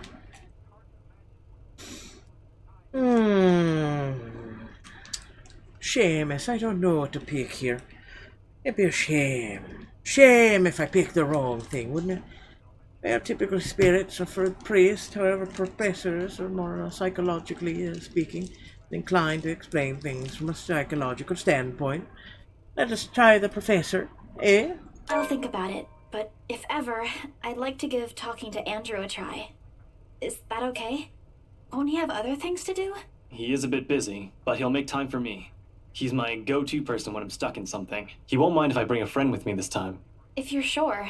I guess that settles it then. Guys, I said keep it down. You keep insisting that we still watch it, yet you're not even paying attention yourselves. It ain't a big deal, Rebecca. I'm the one who broached the subject in the first place. It's still your film, Zachary. A good film, mind you. You worked hard on this. The least we could do is watch it with you. And that's what you're all doing. I really appreciate all of you making time for this. Sorry, Becca. We'll stop now. Throw her an apologetic look, even if Ash is the one who should be reprimanded. Her attention is already back on the screen. She is ignoring us again. When Becca's acting this way, there's a big chance there's something nagging her. We really need to talk. We all fall into a comfortable silence after, the kind you can only share with people you're at most ease with. For the first time today, the letter lays forgotten in my bag, if only for a few hours. Night has fallen by the time we exit the movie house. Despite the late hour, the streets are still bustling, full of people. Those about to head home, those set to meet someone, even those simply wandering about. Walking in the sea of unfamiliar souls, it strikes me how easy it is for one to get lost in a city of nondescript as Luxburn. I was afraid too at one point back when I was new and had just set foot in this place. Now a familiar face is walking with me. It feels like I'm at home. Zach and Ash bid us goodbye shortly before Becca and I crossed to the other side of the street. The former claiming he's got a few freelance jobs to take care of before the day ends, and Ash, well, who knows? He never tells. Sometimes he just randomly appears at your doorstep looking for a place to crash. He does it to Zach a lot, much to the latter's frustration. But he's a busy guy too. Despite a laid-back air he gives off. Thanks for today, everyone! No problem, Zach. I'm sorry for what happened earlier. Huh?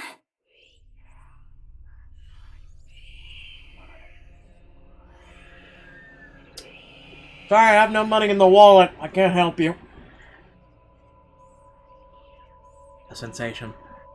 Cold, sickening, drowning, my chest tightening, breathing becoming labored. I can taste blood in my mouth, the edges of my vision blur. In the distance, amidst the countless, nameless people going about their lives, a voice reaches out to me. Pleading, even as I clench my eyes tight and clasp my hands over my ears. Whispering and whispering and whispering, calling out. I said no! No, not me. Somebody. Isabella? Earth to Isabella? After her voice, the whole world suddenly snaps back into place, the murmur's gone. When I open my eyes, Becca raises an eyebrow at me in question. Weren't you listening? Are you coming with me? Sorry, the homeless person kept asking for help. Oh, yeah. Just, okay. Sorry, I spaced out. You always do that. I follow her without complaint, but not before sneaking a glance to the far end of the street. But the voice came from where another set of eyes might be staring at me. Nothing. There were only Zach and Ash watching over us as we head back to where Becca parked her car. If I'm expecting to see something or someone there, I try not to let it show, try not to think of the tiny pinpricks of fear crawling at the pit of my stomach. See you guys some other time. Yeah, see ya. Another glance and a final wave, and we go off on our separate ways. I don't know what I saw. I don't know what I heard. I don't want to know. And if this is what would help me sleep tonight, what would give back the normalcy in my life, then so be it. The darkness closes around me, grasping, pulling, engulfing me. The ground caves in, and without warning, I'm falling. My eyes snap open. And for an instant, it doesn't immediately register where I am. Both my back and shoulders ache after I've fallen asleep all hunched up the night before. Drenched in sweat, the nest of pillows I often keep around me feels more suffocating than comforting. I let my eyes adjust to the bright morning light streaming through my window and allow my breathing to slow down before untangling myself from the pile. I haven't had a single dream since I've coming to Luxburn, or at least none that I recall having. It's a shame because they used to be so vivid. Not the crazy vivid, but the more pleasant kind I'll tell my siblings about. Maybe it's just the stress of living alone. The knowledge that I'll always wake up in an empty apartment with no one to tell my stories to. What time is it? Time to get up. Habit forces me to look over the clock, even with the soreness weighing heavily on my shoulders and the compulsion to never leave my bed for the day. In a heartbeat, I'm up. Oh man, of all the times to oversleep. Towel? Towel? Where's my towel? Admittedly, it's a weekend, but there's an unspoken rule that entitles me to an extra hours of sleep. But if Rose didn't kill me yesterday, she sure as hell will now. And right after what happened. Oh lord, one box of donuts as a peace offering won't be enough for the second time around. Grabbing my towel, I'm already a few short steps away from the bathroom when a muffled ringing breaks out of my bag. There's a moment of indecision at first, my mind conflicted whether I should just ignore it or answer it. But what if it's Rose? Or worse, our boss? Sheesh, in the end, the rational part of my brain wins out. The letter from yesterday peeks out when I pull the device out.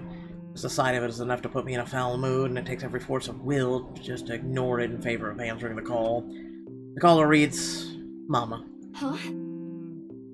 It's around 4:45 in the Philippines right now. An unusual time for them to call. Usually it's around noontime here, and I'm the one calling. Not the other way around, but better for them to use that money on something else than an international call. Regardless, in the most cheerful tune I can gather. Hello? Hello? Grace? How are you? Mama! I'm doing okay. How are you guys over there? We're good, we're good. EJ won a storytelling contest at school the other week. Brought home a medal. I thought you should know. There's a tired lilt in her voice as she speaks. It's been there since Papa had to leave his job. I wish there's something I can do for her. But for miles away like this, the least I'm able to do is not make her worry. I believe my older brother would actually lend her a hand, but Lord knows if that'll ever happen. Odds are, Kuya Jordan's already out drinking right now. Again. I can't count on my older sister either, knowing she has a family of her own, and well... 8 and financial situation. 8? Okay. I'm gonna go with Aunt. Finds Anne's financial situation isn't exactly great right now, having ran herself knee-deep in debt. Great! That's great! Tell him congratulations from me. And let him know I'm gonna send him a little something extra this Christmas. How about Nico? Karen? Michael? I hope they're okay? Dear Mama, stop having kids. They're doing well. They wanted to talk to you, but they're all busy with school. Oh no, that's fine. I don't want to bother them. Just tell them to keep doing their best for me. I'll just call back when I know they're not busy. And Papa? How's Papa doing? It's a subject that's I'm a bit hesitant to broach from the way Mama's voice hitches. She doesn't want to bring it up either. Papa. Grace, he's having a little difficulty right now. Weak appetite, he's having trouble swallowing, and lost a few pounds. But the doctor said we should keep encouraging him. It just means his body's accepting his new treatment well. The money you sent last time helped a lot to pay for it, by the way. Oh, I see. That's good. I won't deny that life has gotten tougher for our family. It used to be easy back when Papa was in good shape. But ever since he was diagnosed with the sickness 5 years ago, he was unable to provide for us. Now that the burden of feeding 8 mouths and settling Papa's bills all rest on my shoulders. Although Mama makes a little, accepting sewing and laundry jobs in our neighborhood, it's scarcely enough to cover the cost of day-to-day living, let alone the bloated hospital bills. Can't even expect help from our own government because the health insurance there barely covers anything. I'm sure he'll get better soon. Is he well enough to talk? Do you think I'll be able to speak to him, Ma? Silence. I start to think the call got cut until... Listen, Grace. Maybe it's better if we transfer Papa to a different hospital. Somewhere cheaper? What? Why? Did something happen? Is it the deposit issue again? Give me the hospital's number. I'll talk to them. No, it's nothing bad. The service here is good. Too good. Even the doctors. But I'm worried you're working yourself to the ground because of it. Mama, we've been through this before. I want the best for Papa. And don't worry about the bills or the medicine, or me for that matter. I can handle myself. Everything's going well here. In fact, we're about to close a large sale. Hopefully. If not, then I'll find another way. She doesn't need to know that. Sorry, Mama, you taught me not to lie, and look at what I'm doing. I'll have money to send over soon to cover the rest of Papa's treatment. And there's more than enough for Karen, Nico, Michael, and EJ's school tuition, too. Thank you so much, dear. I appreciate it. We all do. I just wish you'd come home to us soon. Ah. Kalian, Ui. When are you coming home? EJ, the youngest, used to be the only person asking me that. How do you respond to a question you don't have a definite answer to? 5 years later, and I still can't give them a straight one. I smile, though Mama can't see it. I fight to keep my lips from quivering, my voice from shaking. She's got enough on her plate as it is, no need to weigh her down with unnecessary concerns. Promise me you'll be there to welcome me when I do, okay? Of course. I'm sorry, Grace. I need to take this for a while. There's a small commotion on the other end, the sounds of gates opening, the voice of child. EJ. Talking excitedly about his day at school, the tapping of feet on the floorboards as he runs. It's been years since I went home. I can still picture the whole scene in my mind. How tall is he now? Are the neighborhood kids bullying him now that I'm not around? Mama rearranged the furniture in the living room again. What are they having for dinner today? I miss them. I miss them so much. It's okay, Ma. I need to go too. I've got work today. I'll call again soon, alright? On a Saturday? Oh, never mind. Take care of yourself, dear. I love you. I love you. Bye. It ends with a soft click, leaving half-truths and empty promises hanging in the air. Closing my eyes for a moment, I take a deep breath and shake away the thoughts beginning to swim inside my head. It's pointless to mull over these things right now. Okay, Isabella. Time to get that mansion sold. Unfortunately, before I take a single step away from the phone, it rings again. I doubt Mama forgot to say something. Mama? Did you forget anything? Excuse you? I'm too young to be your mum. Are you still sleeping? Hold on, never mind that. Get yourself in the office. Hurry! Office? What about the open house? Oh no. Is it Sir John? Did he hear about yesterday? Am I in trouble? Oh god, oh god, oh god! I'm gonna get yelled at, aren't I? What do? I'll buy you an extra box of donuts if... No, it's nothing like that. Will you calm down? Get yourself here, alright? I'll tell you everything then. There's a telltale din of several feet shuffling against a wooden floor and indistinct yelling in the background before Rose cuts the connection. That isn't in any way comforting, but it's enough reason for me to hastily discard my phone and finish my shower in record time. I make it to the office within 20 minutes of leaving my apartment completely disheveled and out of breath. A feat, if I take into account my usual travel time. Routine clamor common to Briar Reality Corporation's Luckburn office greets me as soon as my foot crosses the threshold.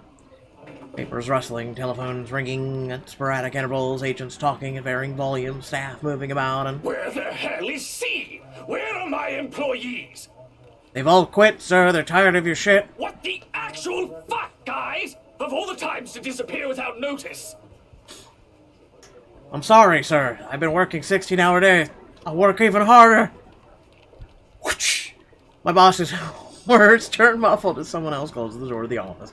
Likely the work of our HR manager. Throughout the past week, he's been in a bad mood over a few employees who have failed to report to work. I hear they've been trying to get a hold of them, but to no avail, and the result, half their workload has been shifted to available staff, so as not to lose clients. Not that I mind the extra work. If anything, it means I'll have more time, more money to send to my family back home. Although the rumors of branch close are circulating because of this, indeed is a bit worrisome. A bag barely touches the top of my table when Rose pulls me aside. Here, I need you to help me with these papers. If you could also get these signed and photocopied before lunch today, that would be great. One after another, she thrusts a bunch of paperwork in my hands without explanation. A page flutters away from the top of the pile, and I lean down to pick it up, my eyes scanning the top of the page as I straighten. A purchase and sale agreement. Rose simply gestures her thumb in the direction of our visitor lounge, and then I tilt my head and question. There, seated on the sofa, looking completely out of place and in a humbly decorated room, is the same couple from the day before. The Wrights. Something bubbles up in my throat. Their presence in the office can only mean one thing. They're buying it? We got a deal? She swats up my hand, tugging her sleeve, although her eyes are alight with something akin to joy. She wants a sale to happen as much as I do, and now that it's here, the deal needs to be closed, yet the documents need to be signed still. But the elation is there, along with a foreboding feeling I can't quite pinpoint. I had to do a little damage control, but they're already interested in acquiring the property, even before they attended the open house. I mean, isn't it obvious? They already hired an interior designer. I've never seen a buyer as aggressive as Madame Wright. She didn't even try to negotiate a lower rate. One at a time, Rose. I can't process everything you're saying at once. What do you mean? I mean, they have money, so... They're paying 15% higher than the listing price. As long as we get the paperwork done as soon as possible. I think if we allow it, they'll be paying up front, too. Even with that urban legend? Rose nods. Oh. I was so sure we lost the sale after yesterday. Don't look so surprised. We still have to conduct some last few checks before we completely hand it over to them. Please. I'll happily do the paperwork duty, Rose. I'll even go to the land registry myself and make sure the property changes hands with every single legal blessing. Don't they have better things to spend money on? I'd haggle it down the lowest possible price if I were in their place, especially with the stories attached to it. Whether my opinion matters one bit. We're just their agents who are going to receive the hefty commission after all, nothing more. Rose gives me a pat on the shoulder, signaling that she's heading back to them, and an unspoken instruction for me to follow after I'm done. It won't take me long to finish what work she left me. In fact, having our boss sign the agreement is the easiest, since it has put him in a better mood, to the entire office's relief. Ma'am Hannah calls me over the moment she notices my presence at the lounge door. She welcomes me with a bright smile, her movements more open than what one would typically expect from a passing client to have. Oh, Isabel, how are you feeling? You looked awfully dreadful yesterday. Isabella, I'm fine now, ma'am. I appreciate your concern. People like that do that name bullshit on purpose. I don't really understand why they can't get my name right. It's on purpose. It's a fairly common name. It shouldn't be too hard to remember. Regardless, I hand them their copy of the agreement. Wonderful. Your team works unbelievably fast. Ma'am Hannah skims through each of them, scrutinizing eye, checking every page for any inconsistencies and errors. Despite the unassuming impression she gives off, she is fully aware of what to look for in the process contracts like these it undergoes. It is surprising, to be quite honest. I haven't pegged her for someone who is well-versed in things. Yet, here she is. It's because she's rich, and trying to make sure she keeps the property. But she kills her husband! I mean, she shows some of it to her husband. He responds with the same passive interest as if he's more than happy to leave everything to her. I can't tell if it's purely because he believes she's capable enough, or doesn't care about what they are buying, or he simply finds paperwork tedious. Apparently satisfied with what she's seen, Ma'am Hannah claps her hands together before extending it to us for a shake. Rose and I release the breath we've been holding, both of us more than happy to return the gesture. That settles it then? Are you really sure about this property, ma'am? Isabella, shut up! We could easily find you a bigger one among our current listings. Something with a modern touch? Something not haunted, perhaps? Rose shoots me a warning glance that clearly says, "Don't make a scene, we're almost there." Of course, why wouldn't I be? The house is absolutely perfect, isn't it, darling? A helipad would still be a nice addition. Yes, well, we'll get there eventually, love. As I was saying, if your partner had the documents yesterday, we would have bought it right there immediately. Shame she didn't have it.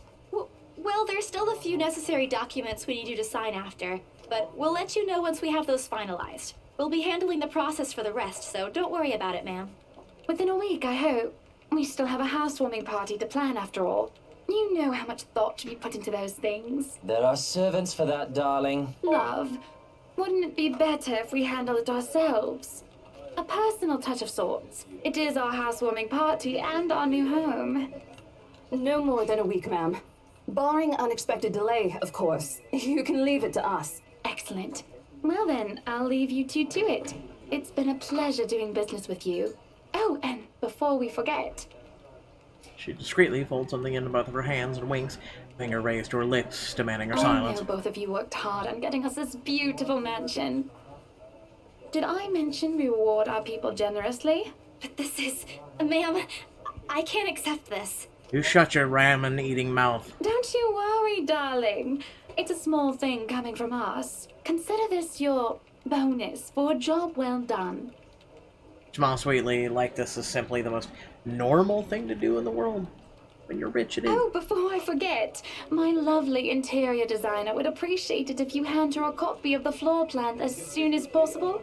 She's dying to work on the house. You can do that, yes? Here's her contact. Certainly, ma'am. We'll have it processed as soon as possible. I knew I could count on you, lovelies. I hope to see you two soon so we can get this closed. Just like that, transaction over and done with. My mind still reeling even after they've left. Other agents would kill to have clients like them. Part of me feels lucky about the fact, no lengthy negotiations, no sudden change of mind, just talk, signatures, few handshakes here and there, and we're done. The other part? A second ago, we sold a haunted property to two innocent clients.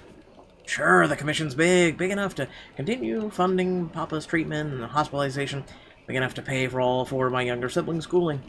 Heck, it'll keep me away from instant noodle diets for months. I don't have to go back to the mansion as well once the deal has been closed, much to my sanity's relief.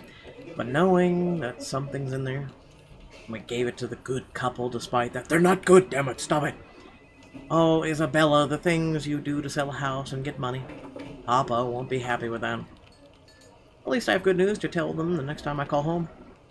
Little lie I told Mama this morning isn't a lie anymore. Well, there... something. So how does it feel? How does what feel? Your first big multi-million-pound sales, silly. I know you've been with us for years, but this has got to be memorable for you.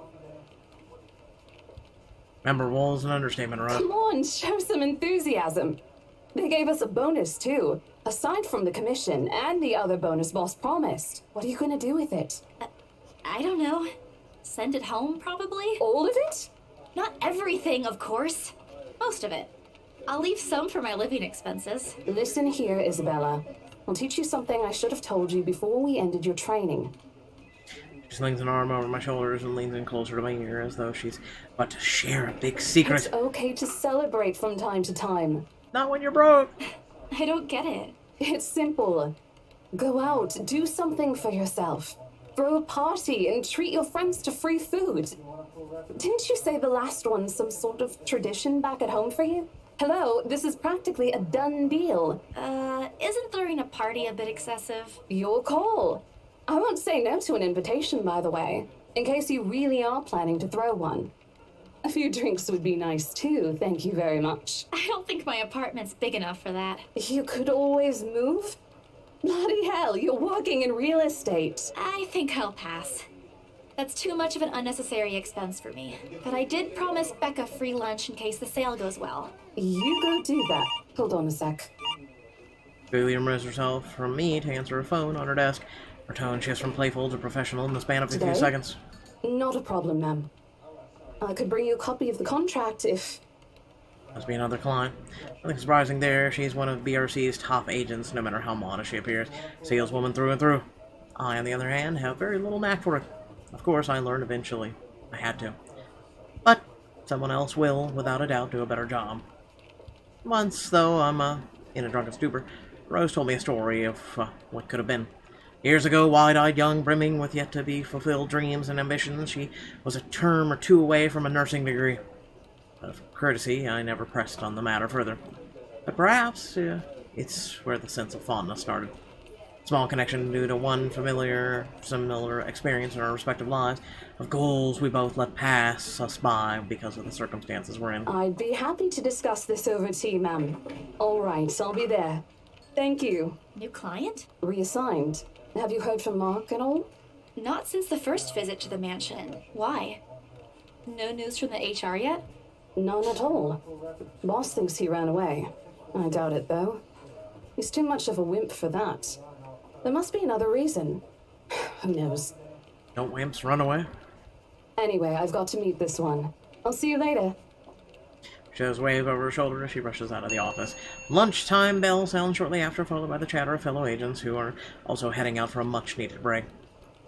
Ordinarily, there's no need for me to go out, but oversleeping didn't allow me the luxury of packing my own lunch today. If one considers taking an instant noodle cup from the pantry, packing your lunch, time to make good on the promise I made to Becca, I suppose. Maybe invite Zach and Ash too? In the end, only Becca and Ash could come. Ash, on the other hand, well, couldn't be reached. All of my calls went straight to his voicemail. He's at it again, right here today, gone the next. Oh well, his loss. We have agreed to meet at a nearby cafe, the same one I frequent with Becca, because it's cheap, and they give away free bread around closing time. Quaint, a little old-fashioned, though. Looks like a wee bit out of place amidst the city's tall buildings, but we love it all the same. Much like its facade, the interior carries an antiquated charm to it. Vintage art pieces, rows of shelves boasting an extensive collection of books cover the walls. Would have been nice to hang out here for hours on end, but even on the weekend, the place is still packed with people. Thankfully, Becca and Zach have already found seats and are engaged in some casual chatter when I arrive. It's strange seeing the two of them without Ash accompanying the other. They've never been particularly close. Sure, they talk when they meet, but laugh at the same things when there's something funny, but there's distance, like the kind born of purely out of different interests. That or Zach's simply afraid of Becca. It's not impossible that I don't blame him if he is. He might be the tallest in our group, but everyone knows that it means nothing against Becca's temper. Even I am a little scared of her. Zach! Becca! Well, you seem to be in a better mood today. What happened? I know that smile, Belle. Come on, still. Don't rush me. Let's order food first, okay? Waitress comes by to take our order. On a normal day, me and Becca would have orderly hastily hearty serving of those special vegetarian stovies. Zach takes anything with a good helping of meat, sausage, or potatoes in it. But today's a good day. Great, even. Is it wrong to indulge a little? Today's right? special. For the three of us. Even the person jotting down our orders looks surprised at today's meal choice. She writes it, nevertheless, and leaves without a comment. Becca furrows her brows, her mouth halfway open, ready to let loose what's likely a string of reprimands. Don't worry. It's my treat. The glare she sends my way reminds me of the one I received from Mama when I punched a kid bullying my younger brother 18 years ago. Naturally, I never did it again after she made me apologize the next day. But Becca's far from being my mom. A small sheepish grin is enough to turn that frown into a defeated sigh. Food arrives in the middle of a funny story from Zach, putting the rest of the conversation on hold as we are each served our order. Would have been nice to know what they had. Isn't anything fancy. Pan-roasted sea bass with citrus, just asparagus, and a portion of mashed potatoes on a side. Or at least that's what the daily special board says.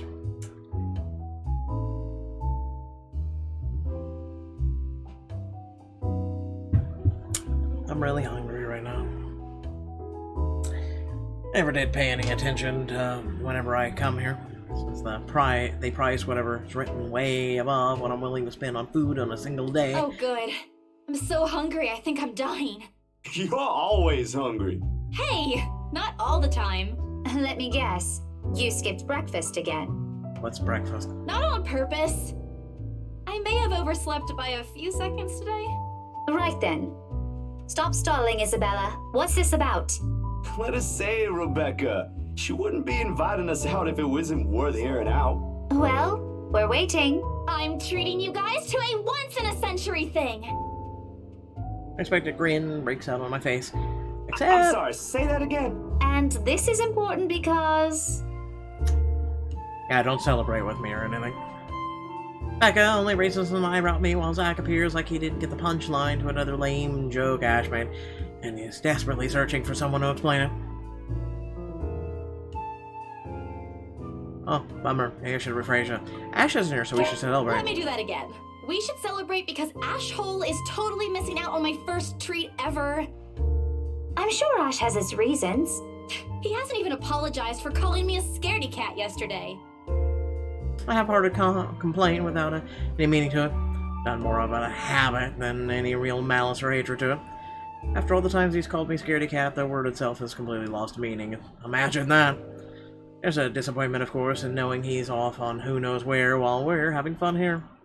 Sheesh, don't just disappear off the face of the planet without telling anyone. You aren't really upset about that, are you? No, not really.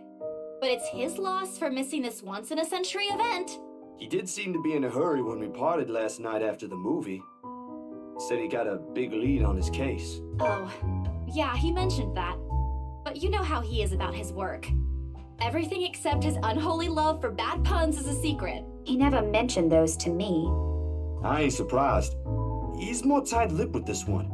Something about it being bigger than what they usually let him handle. Don't worry, Becca. I'll make him talk. It's not necessary. He'll talk when he wants. And if what Zach says is true, it's better if we keep our noses out of this. His job isn't exactly a walk in the park. We'll only get in the way if we pester him about it. Well, he better treat us to something other than ice cream once he solves that one. That's Scrooge. But that's not really why you asked us out, right? She gestures at the food with her hand as though it's something she's not willing to touch until I give her answer. I promised I'd treat you to a free lunch if the mansion got sold, yeah? Understanding dawns on her face. The bewildered look she's been sporting changes into something close to delight. You should have just told us. No need for all this fancy, secrety stuff. It was supposed to be a surprise. I made a promise, didn't I? I wasn't expecting you'd really do it. Well, it's already here. If you don't want to eat it, I'll just... I begin to gather their plates to my side, food in each, still untouched. A laugh almost escapes my mouth, the way Zach's expression quickly changes to disappointment. Becca's hand interrupts me just as I'm about to pull her plate closer to me. No, please, leave it, ma'am. We're simply humbled by your utmost generosity, considering you're as much of a Scrooge as Ashton. There's a difference. Scrooge is never broke. She is. Don't compare me to him. He's the one who looks like he's about to have an episode whenever he has to spend more than £5. I honestly wish there's a way for you to see the look on your face when you haggle. Remind me to record it once. I think it's something like this. She puffs her cheek and furrows her eyebrow in an imitation of how I supposedly appear. I don't look like that at all. Do I? She drops the act to see the flat look I shoot her. Her laughter dies, but the playful gleam in her eye remains. This means you're gonna be okay now, yeah? For a while. It just means we won't have to worry about paying for the treatment and the bills. But that's all that matters, right? I mean, we're not yet sure if the new medication will produce better results, but Mama and the doctor said Papa's responding well to the treatment. That's one reason to be hopeful. And with the money, I'm sure it's just a matter of time. Saying it this way sounds as if I'm trying to convince myself. But no matter what, I allow myself to smile, genuine and uninhibited. It's strange talking about this with other people, even those who have known you long enough. But today, things simply feel a whole lot lighter than with them here. Lunch passes in an enjoyable fashion. A laugh here, a playful jab here, but most of it is spent catching up, telling stories about whatever's keeping us busy these days. Something we can't afford to do the day before, taking into account what happened. Even Becca's surprisingly chatty, but is there something in the sea bass we ate? Zach, though, appears less energetic. While he's far from being the life of the party, he's definitely not the type to keep quiet in conversation with his friends. Apart from a few inputs, he's been silent the entire time. Becca Are you notices... sure you're not feeling under the weather, Zachary? Huh? No, I'm okay. No worries, Rebecca. Doesn't sound okay to me. It's okay. I might be feeling a little bummed out today, but I'm sure this will pass. Is it about the reviews this morning? A pained expression crosses Zach's face, and almost immediately Becca retreats in her inquiry as though the man's look is enough to answer for her. I look between the two of them. Did I miss something? What happened this morning? Did I stumble on a big secret? This is why I don't like waking up late. Heard about those, huh? Sorry, I just happened to check on some sites this morning. Nah, it's a very sensitive topic in the first place. I should have expected it. What reviews? Becca glances at Zach, her motion unsure, her eyes asking for his consent on the matter. Although there's a small desire to keep asking on my part, I don't dare voice it. With Zach, it's almost better to wait, let him speak on his own. Becca, too, to some extent, although with her, explosions of temper are more common. In the end, he simply answers with a shift of his shoulders, gesturing for her to go on with a tilt of his head. It's his movie. That doesn't explain anything. Stop dangling the information, Becca! Zachary, I'm not the one supposed to be telling her about this. It's still your documentary. Is it something bad? Not bad per se. You guys don't need to dwell on it much. Bad? Listen here. I wouldn't trivialize what those bowheads wrote if I were you. They're ruining other people's jobs. From how her tone rises in anger, it seems as if she's been the one slighted, not Zach. Snicker escapes me, which I probably stamp down on as soon as she sends me a hard look. This isn't a laughing matter, Isabella. Some bowbag just insulted him. Calm down, Rebecca. Those are just reviews, and it happens a lot. I do not ken about you two, but calling the entire film an out-and-out drivel, you're better off watching an educational kids' TV show, and worst 1.5 hour of my life, among other things, isn't exactly a critique any decent movie reviewer would say. Maybe it depends on how bad it was. If you could call that a critique, did we even watch the same film? Well, maybe I ain't cut out for it. If nothing else, this helped me open my eyes to what I can and can't do. You're giving up. It wasn't a question. It was just something experimental I did on my free time anyway. It's no big deal. But you worked on it for months. Doesn't look like it matters for those people. Don't say that! My palm strikes the table, sending the tableware on the top clinking against each other. I didn't even notice when I rose from my seat. But here I am, chest heaving, looking down at him in the same manner a teacher would at an unruly student. Becca's probably proud. I didn't mean to yell, but there are some things people like Zach aren't supposed to say. How exasperating.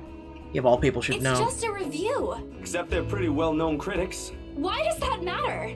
They aren't the ones calling the shots on this. Isn't that why they have a committee? Right, Becca? An amused gleam in her eyes when I turned to her. What does she find so entertaining here? Help me here. Your friend's about to quit his passion for a petty reason. I haven't read what those other people wrote about his work, but a few scathing words shouldn't be enough to discourage someone. And yet it is. I should know, after all. Failing means you're playing, Zach. Not that I'm saying it's bad. I've seen it from start to finish, and I know for myself what you created isn't something people should scoff at. I don't know anything about filming or photography. Hell, I don't have an inkling of artistry in me except for those doodles I make for class, but I know what I watched. Look at Isabella. It's not every day you see her all riled up like this. Whatever I'm about to say gets lost in my tongue as a flush of embarrassment blooms across my face. It was a heat of the moment thing. And anyway, I'll be very angry with you if you quit. What about the exhibit? What exhibit? Classified information. Even if I bring you your favorite tonight? Nope, not a chance. Oh, come on! I thought we aren't supposed to have secrets. Burst of laughter comes from Thanks, Zach. you too. I might need some time alone to myself for a while. Just to think about things, how I'll go from here, that sort of stuff. Hey, I'm not quitting, Bella. Don't give me that face. There's no face at all. Only a poor imitation of a puppy dog eyes, if you call this one. Promise. I'll be damned if I break any promise I make to you guys. Besides, you're right. It's too early to say anything right now. What's night ain't for another week? That's all the answer I need from him.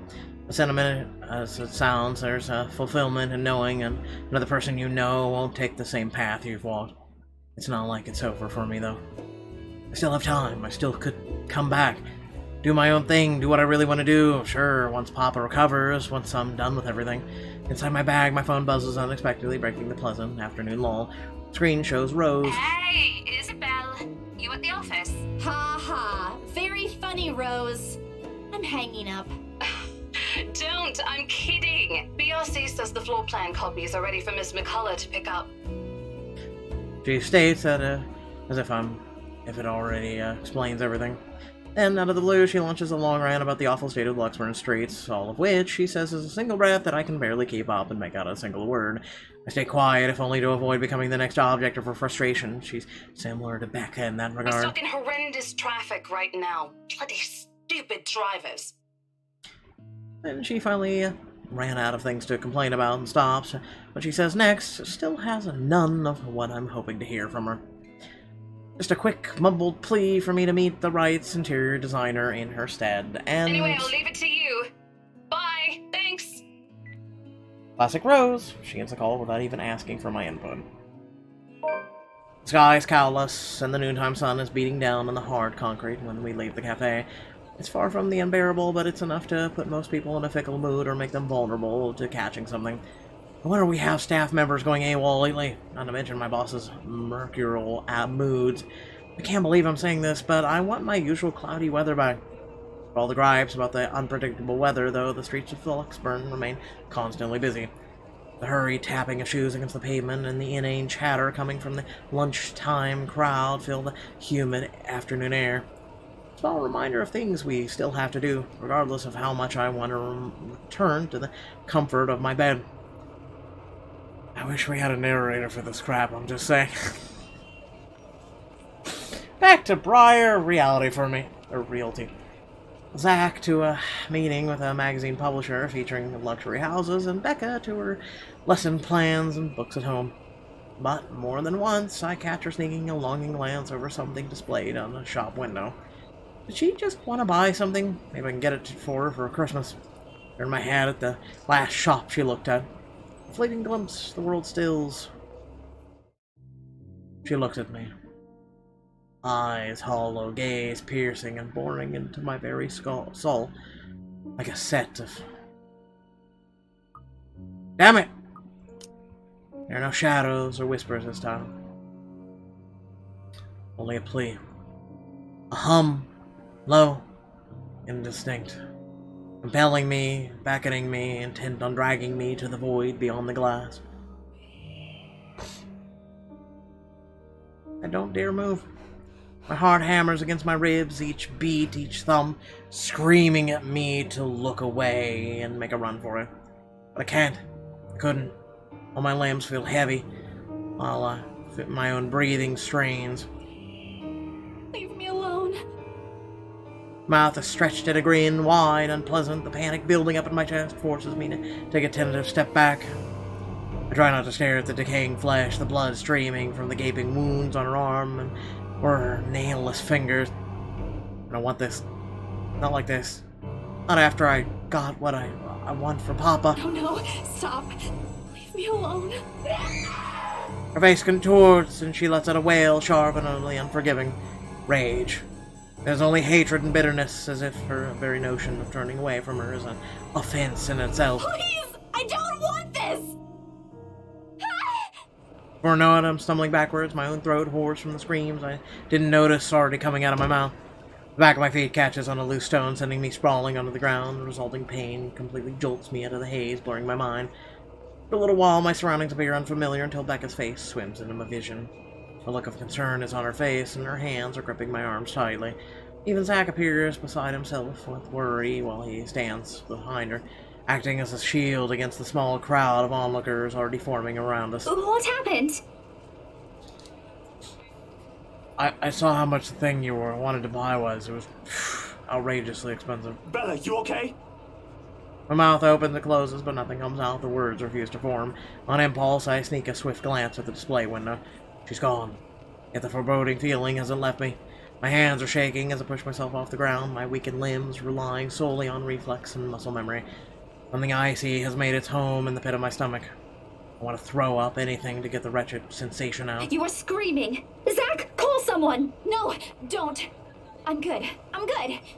911, what's your emergency? My friend is randomly screaming. I don't know why. I need to get to the office. Rose, the floor plans. Someone's going to pick it up. I'll see you later. Careful. Don't stand up yet. Stay put, Isabella. Zach, you watch over her for me. I'll call for someone. I did a smile to put her at ease, but it likely comes off as a grimace. Finally, I push her hands off my shoulders. My knees are still trembling, but I can stand. Leave me. Stay away. Away. Humidity stifling, everyone staring or unnerving, and Becca and Zach's concerns are suffocating. I don't want to be here. No more. Break into a run. Wish I hadn't left my bed this morning. Here, with the only occasional drips of water on the sink and the whirring of the fan blades to keep me company, it's easy to fall into a cycle of negative thinking. But even with the clutter to keep me company, the room still feels a whole lot bigger than usual. I hug my knees closer as a group passes by outside. Loud. So loud. Well, it was a way to tune everything out, to keep my head from replaying every image, every sound of her screams, her awkward gay God as she reaches for me, her bone-chilling smile, her pleas for enough. It's enough. Shiver passes over me, though it's not from the hair still hanging damp against my back, nor the draft that enters the room from the windows I've left wide open. My gaze shifts over to the letter sitting on the coffee table. Its edges flutter innocuously as the wind touches it. Funny how an ordinary-looking piece of paper can bring this much trouble. The impulse is to throw it away or rip it to pieces is still there. And look at the noodle cuffs. I can easily do it, but after that, what? Will she leave me? What about those people who've already seen it? Will they be okay? This uncertainty gnaws at me. Knowing that she's real and might be able to go after people I care about, I just wish someone would listen. Believe me. The abrupt break in silence nearly makes me jump out of my skin. Blindly, I fish out my phone from underneath the mess of papers and cushions where I carelessly throw it before taking a shower hours ago. Ash's name flashes brightly on the screen. Is he calling because of this afternoon? Thank you so much for spamming my inbox, scaredy cat. I swear to God when I get my hands on you. Hey, Ash. What's wrong? I just had a long day. The couple who bought the house wanted us to finish processing the papers within the week. It's a little hectic, but we'll manage. Really? You sold it? Don't sound so surprised. I told you, you don't stand a chance. The rights won't take no for an answer. You've been on the losing end from the very start. Ha! Whoever said I was interested in the house in the first place? But you said... Despite his light tone, his snicker only comes off as annoying to my ears. I have to fight the urge to end the call right then and there. Stupid You're Ash. such an ass. And just so you know, I'm not treating you to a separate celebration. Or ever. No, that's just unfair. And here I was looking something up for you. Didn't you say you wanted to talk to Andrew? Pause. I did say that, but I didn't think he'd actually go through with the trouble, considering how much he scoffed at me, the whole topic in the first place. Is he okay with that? Totally. Besides, I need to ask him about something. I might as well do it soon. What do you say you come with me tomorrow morning? Well, there's no harm in it, I suppose. I've got a free day anyway. Great, I'll just pick you up. Don't oversleep. Don't compare me to you. I'm not the one who sleeps like a rock. Another round of chuckles comes from him. Oh, I will live for the day he'll stop making fun of me. Just you wait, you ash-hole. I'm about to end the call and he clears his throat. A sudden deafening tone sends my eyebrows shooting up into my hairline. Is the world ending today? Did you forget something?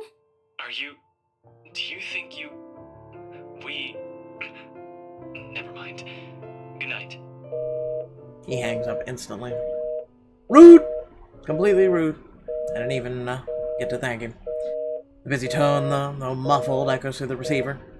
No one is saying this will work. Even I am doubtful it will. But right now, I'll take anything. Anything to get out of this nightmare. Sleep comes easier tonight. And for the first time in a long time, I dream. Clear skies, unrestrained laughter from children playing in the streets, and of small, cramped dwellings. To an outsider, the sight does not paint a pretty picture. However, this is home to me.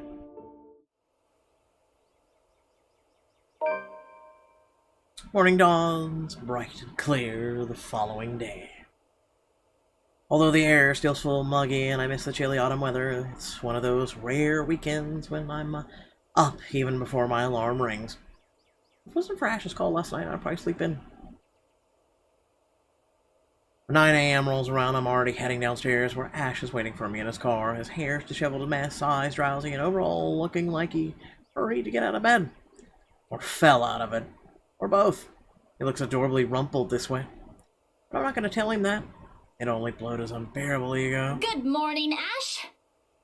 He makes a motion with his finger around his ear, tone it down. Can you even drive? He answered me with a slight raise, a hand, and a yawn, and nothing more. He has never been partially fond of mornings, and for that I'm thankful to every god in the universe, less mental capacity for him to make fun of me. Give me coffee. Ah, there's the reason why mornings are my favorite. It doesn't take long for us to reach our destination, the small cafe situated in Luxburn's busiest street, the same one I'd often visit with Becca for its cheap food. I've never gone here on a Sunday, and it's striking how different it appears without the usual weekday and Saturday rush.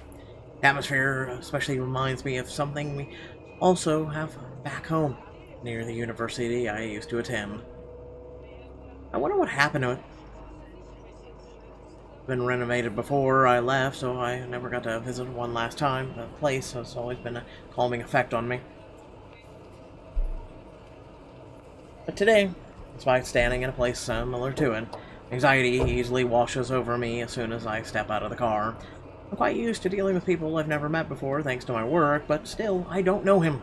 In spite of the fact that both Ash and Becca have vouched for him, what will he think of me and my story? What if he thinks I'm crazy? Hell, even my own friends thought so. I draw in a breath to quell the panic beginning to rise in me. Oh well, only one way to find out.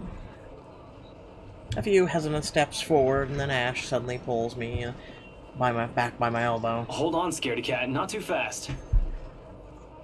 Not warning, he flicks my forehead. That hard. hurts! What was that for? He's already walking away when I look up, and I hurry to catch him up, puzzled. I really don't understand this guy. At least, explain why you're flicking other people's foreheads all of a sudden. So rude. Get yourself together, will you? He's not going to bite. He's very accommodating, too. I wasn't scared of him or anything. You don't look like it. Didn't sound like you were okay last night either. Huh? What was that last one? Hey, don't just ignore me.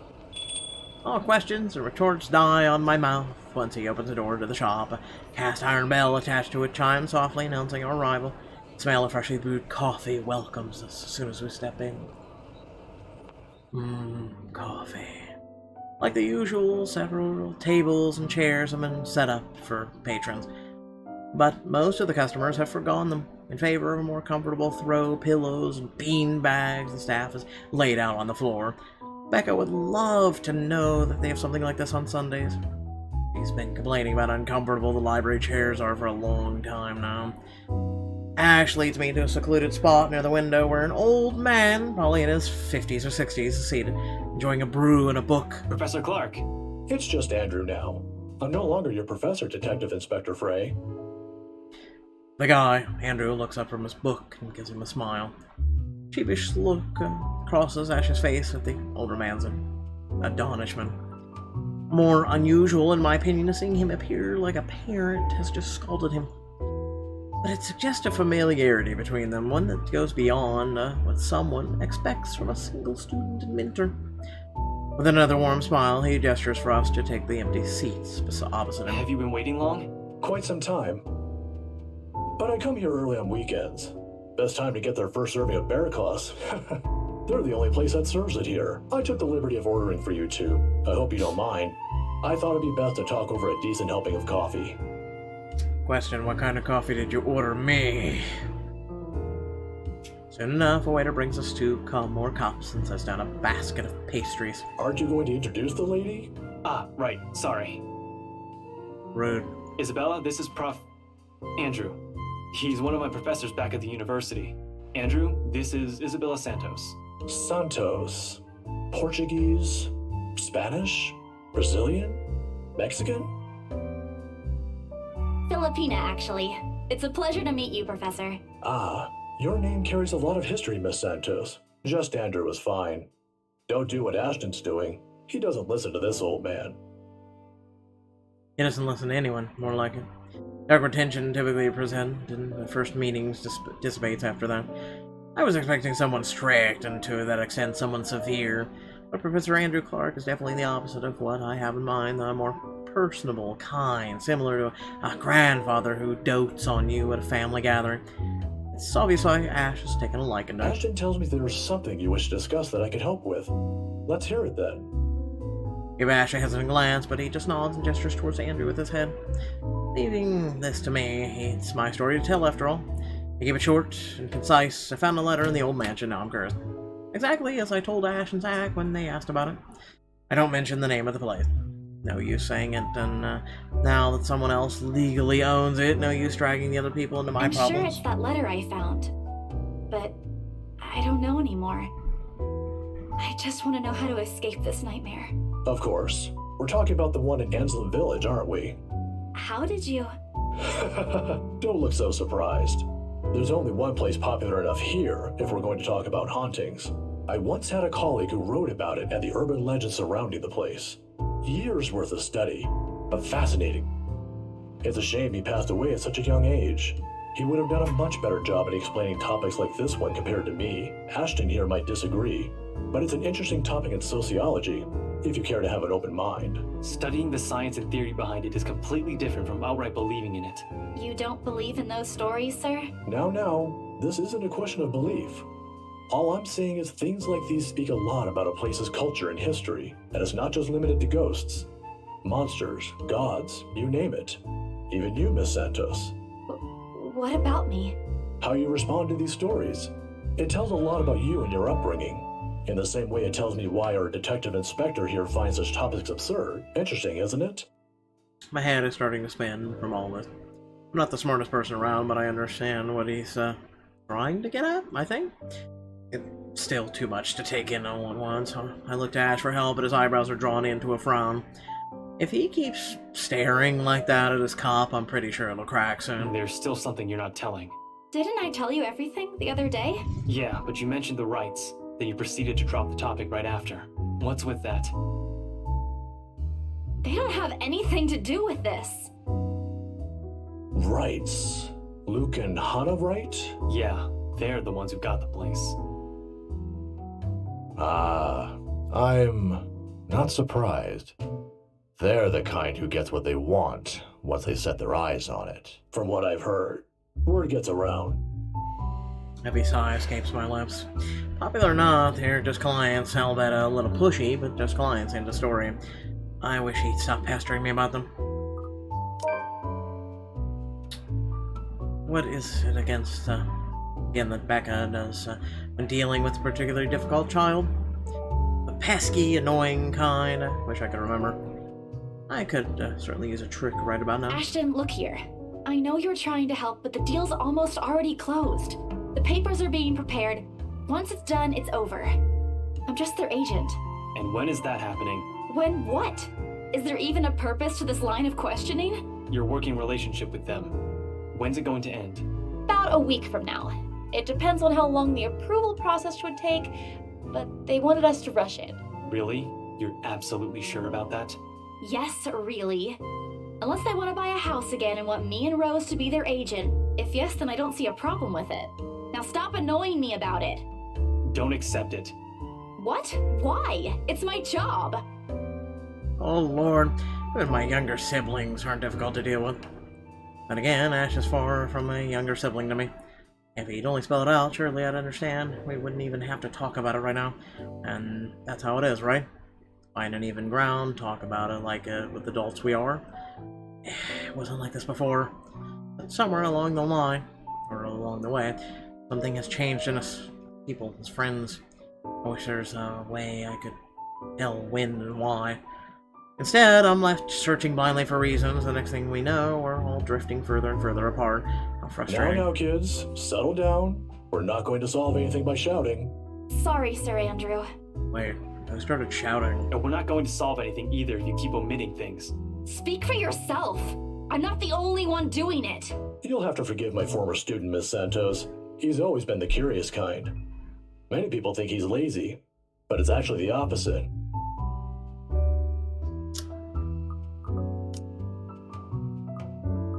Ah, saved that quick. Okay. I'm gonna take a quick little potty break. I'll be right back here in just a minute. But, yeah. Hope you're all enjoying.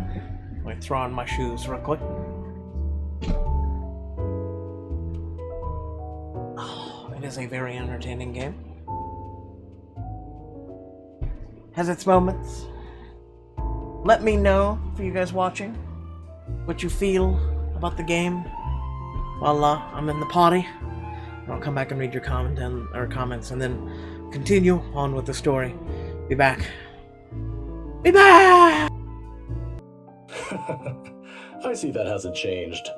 Oh, really? How is he back when he was your student? I'm sorry, I need to ask. He doesn't talk much about that. And there's a reason why. Tried to sleep on the first day of class. He didn't repeat it after what I made him do when I caught him. Students like him are the easiest to deal with, once you know what piques their interest. I'd have to say, he's one of the very few who's actually interested in the subject, though. But there was this one time when... At the end of the conversation, Ash looks like he's praying for the ground to swallow him whole. He's never been one to talk about himself. Kinda wanted to hear the whole story. What I know about him are mostly bits and pieces I've gleaned over the years. He's an atrocious singer, he's bad at art, and he has a personal vendetta against mornings. Now? Yeah, it feels like he isn't that hard to figure out after all. Past noon when Andrew has to leave us for another meeting. But before we separate... Miss Santos, a word of advice. Just keep in mind that when it comes to cases like this, things aren't always what they seem. Naturally, the mansion letter was brought up several times during our talk, and though Ash is right in that Andrew offers a different perspective, he has left me with more questions than answers instead. What is she? What does she want from me? Is she ever gonna leave? They'll continue to bug me after we've left the coffee shop. I don't even notice when Ash takes a different turn on our way back. Where are we going? You can drop me off at the park. Guess. You have 3 chances. I'm serious, Ash. Where are we going? He doesn't answer, but shortly, he stops his car in front of a small, nondescript food stall and a little ways away from the movie house. If I wasn't paying closer attention, I would have missed it without a doubt. He motions for me to wait as he gets out of the car and walks in its direction. Sheesh, if you want to buy something, just say it. No need to make yourself look mysterious. Actually, you'll look even more like a dork than cool. Wait isn't long, however. As soon as he's walking back holding 2 fish-shaped cones in both hands. Ice cream, parfait, a cross of the 2. By the time he's back inside the car, I've given up the effort to figure out what he's bought. Not that it looks bad, it's actually cute. Here, take it. I have to move my head back a little when he thrusts it at me to avoid the ice cream and the fruit topping from ending up on my nose. What's this for? Oh, it's kind of cute. My arm's getting tired. 5, 4, 3, 2... Wait, they make fish cones? With a wary glance, I take it off his hands. I don't understand why there's a need for ice cream today. Nevertheless, I take a small bite. It's actually pretty good. I must have shown in my face because he chuckles as soon as I take another one. Saw the place open the other day when we watched Zach's movie. Thought I should give it a try. It doesn't seem like a bad place to get food from time to time. And you're giving me free ice cream because... Do I need to have a reason? Because you're a woman and typically women like ice cream. I don't know. Are you really going to ask me that? Hey, and you know what? Oh my god! Look what the date is. October 23rd. Today is October 23rd.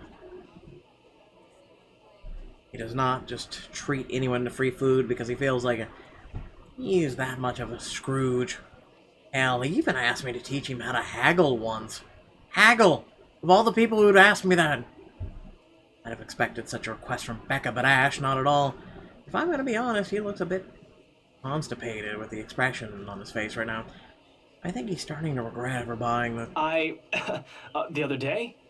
The movie with Zach and Rebecca? Rebecca's there, yeah, I think so. Yeah. Anyway, during the movie, that's to say, shit. Should have written down something first. Get to the point, Ashton. Right. I'm sorry. What?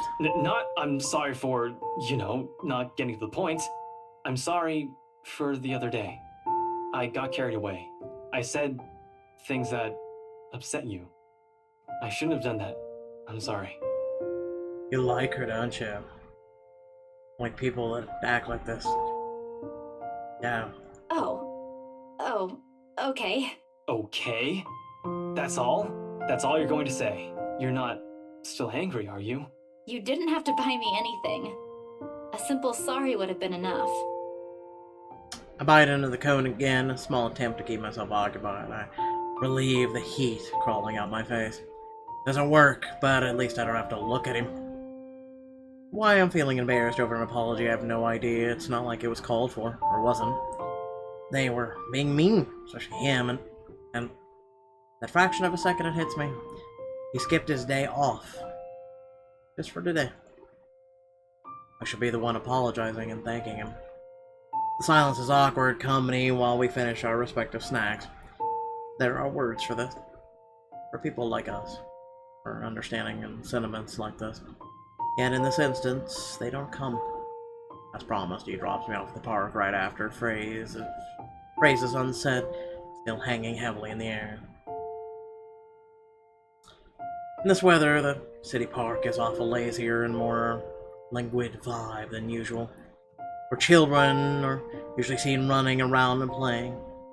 There are now people lying and leaning back on their picnic blankets, simply enjoying the afternoon sun. The smell of food drifts from the nearby carts, and if the wind blows in the right direction, one would catch the whiff of freshly trimmed grass. Maybe I should try walking home today, get my mind off things. Try and find the words, somehow. Haven't done that in a while. Thanks, Ash, for today. No problem. Say hi to Rebecca for me. Yeah, I will. Even so, I linger. We both do. A mild human breeze brings the smell of dried leaves, warm earth, and a far-off, distant memory of false starts, awkward first meets. Same place, same people, playing the same parts. Funny how, of all days, the brain chooses to remember it now. Wait, Belle. Ash exits his car, his strides are unsteady when he approaches me. Maybe this is his uncertainty showing? I'm not quite sure. He has never looked uncertain to me before. Always calm, always sure, always collected. He stops a short distance from me, close enough that he's within arm's reach, but just far enough for his voice to be heard over a decent small talk. This is what it's gonna be. He fumbles for something in his pockets. Here, catch. Small bag lands clearly on my outstretched hand before it hits the ground. I raise an eyebrow at him and he responds by shrugging and stuffing both of his hands back in his pockets. Somewhere to the side he finds an interesting spot to look at. Sometimes you have to wait, Papa said long ago. For once, this time I listen. His voice is halting, hesitant, and when he finds it again. My mom used to make me carry around one of those when I was young. To ward off evil and bring you luck, she said. I don't believe in this kind of thing now. But if it makes you feel safe, since you're a total scaredy cat, then I guess it's okay to give you one. Suddenly, the voice actors decided to swallow the microphone. Perhaps in the moment there are any words for it. I've never been good with these. But right now, I could thank him in the best way I know. You can be nice when you're trying. I close the short distance separating us and give him a light punch on the arm. The gesture familiar in place of phrases one couldn't spin together or answers too early to seek out. See, you can be pretty nice when you're trying. I am nice. When you're sleeping, but thanks for this. Don't go losing it. It brings bad luck if you do. Wait, are you serious? I knew there was a catch. This asshole. Yeah, that's what they say. You did this on purpose, didn't you? Oh, I should have known. Not entirely, but seriously, if anything happens, tell me. I'll be around. Before leaving, he waves at me one last time. He's back to teasing me, back to our usual routine, back to what we're comfortable with. But for all that, I believe in him. I just hope. I just hope I can keep them safe. Keep him safe. Light wind blows again, sending dried leaves swirling and the distinct smell of earth into the air. And for the first time, the sunlight feels less harsh. Maybe a walk is good. Need to visit the grocery too. Come to think of it, wasn't there an art store that opened recently near the park?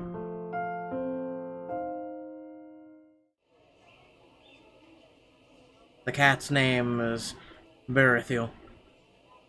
Or at least that's what the caller says. It's an odd name to give a cat, in my opinion, but it speaks grace, much like the one carries it. It shows in the way he swishes his tail and his eyes follow my hands with every movement. I'm not sure what he finds fascinating in me, to be honest.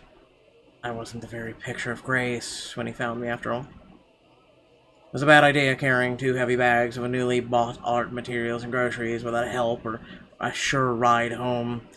In hindsight, perhaps I shouldn't have bought all these at the same time, and even make it past the park. And now I'm suffering underneath the glaring afternoon sun, hunched up on a park bench and drenched in sweat, and in the company of a cat curiously watching me every moment. I would stays where it is. It's just a black cat. Back at home, they're considered ill omens. Don't look at me like that. I can act graceful as well if I want to. Not that I've ever acted graceful in my life, of course, growing up with a rowdy younger brothers and sister does that. Maybe it's the opposite. Mom used to call me a little troublemaker before. Oh, graceful or not, there's no use moping. A short breather and I'm off home. Oh, it isn't like the comedy's bad, even if it's a cat, as long as it doesn't bite or cross my path. Well, where's your owner, anyway? He has one, doesn't he? An owner. What the collar is for, isn't it? Bandage is wrapped on one of its paws, though. I wonder what happened to it. Did he run away? Well, if you don't have one, I won't be able to take you in. My apartment doesn't allow pets. I tried to bring one home before, a cat. Not black, of course. And Rebecca threw a fit before the landlady could. Take a small packet of sweets from one of the bags beside me and pop it open. As I'm about to put it into my mouth, he meows. My hand stops. Do you want one? He doesn't meow again, as I'm expecting him to. But I take his unblinking gaze as a yes. Shift the piece into my palm and hold it out to him warily. He sniffs at it once, twice, before... Oh. Hi. Like a good, properly trained pet, Beruthiel responds as soon as he's called. Recognition comes as soon as my head snaps in the direction of the voice. This collage, hard to miss. What with her height? I'm sorry. Did my cat hurt you? Yes, it wounded my pride and my heart. Miss Santos, was it? I'm surprised to see you here. Nice to meet you again, Miss McCullough. Miss McCullough, that's how it is. Were you harmed in any way?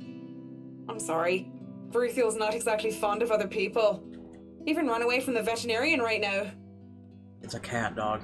It's a cat. Oh no, he was just sniffing my hand earlier. My Beruthiel's a she. Gee, all this time I thought... I paused in the conversation, if this is going to be called one, is uncomfortable. We're merely 2 people working different jobs for the same client. Frankly, a meeting like this doesn't have a lot, and if it does, a simple nodding of heads is enough. Still trying to be friendly wouldn't hurt, right? I'll talk about her cat. Keep my tone cordial and warm. I'm actually surprised you have a cat, Miss McCullough. And why exactly is that? There are a lot of people who have pets. You look so angry, don't you? Yeah, but not a black one. I'm amazed you're taking care of one. I don't understand what you're trying to get at. Is there a problem with my cat? Jesus, lady. No, not at all. She's very sweet. Just in other cultures, aren't they a sign of bad luck? Back at home it is. My grandmother used to tell me stories about it. Nothing has happened to me so far. Pleasure is evident on her face. Ah, of course, I've forgotten that for other people, black cats are an omen of good luck. For me, they're just a cat. There you go again, running your mouth off, Isabella. Rack my brain for a way to remedy the situation, but she holds out a hand. This is a good place to stop and end this conversation, don't you think so? I guess, whatever, It bye. is good to see you again, Santos. A complete dismissal if I ever heard one. I watch her as she leaves, though she stops shortly before crossing the threshold separating the park and the street. Faces me again, looks like there's something she was forgotten to say. By the way, about the Ermengarde Mansion, with my clients, it's the rights, I mean, I hope you don't mind me asking, but has the deal been finalized? There's still a few papers they need, but the house is more or less theirs now. Ah, thank you. That's all I needed to know. Wait, about the mansion, The letter. Same one they saw. Whoever she is, she's asking for help. Really? Someone. Want to tell Miss Culla that the urban legends aren't just legends anymore. They're real. He is not going to believe me. Don't mind me. I need to go too. Have a good day, Miss McCullough. I hasten to pick up all the bags I've left on the bench and ran as far as my legs can take me. In that moment, what I'm carrying in my hands weighs far lighter than the overwhelming guilt trying to consume me. Home. I want to go home. Anywhere where I won't be reminded of the house. Or my own cowardice. The food tastes less appetizing tonight. Pity. One would think that someone who has been on a continuous binge of instant noodles would find a home-cooked meal enjoyable. But it isn't. Hunger isn't what's gnawing at me tonight, neither are my sore muscles. TV runs loudly in the background, but it says barely registers in my brain. It's hard when the things you're trying to forget keep returning to the forefront of your mind. It distracts you. Eats at you. Devours you. I wish that would just stop. I wish I wasn't the one who picked it up. I wish it was somebody else. In other local news, a woman was found dead in her home. Luxbourne police officials are currently investigating the crime scene, but has classified the case as homicide. Huh? The victim, identified as Rose Pamela Cooper, 33 years old, working as a real estate agent. Rose? Discovered lying in a pool of blood in her two-bedroom flat with the words "Help me" repeatedly written on the walls. No.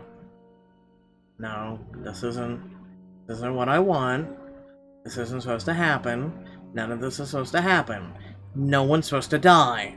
These are just stories, right? Legends. That's what everyone has kept telling me, so why? Immediately, I rush to my study table in search of my phone. My hand, cold from dreads, clings tightly to it as soon as I touch its edges. A piece of folded paper, the letter lying unassumingly beside it, slips to the floor when I pick up the device. But I pay it no mind. There are more important things.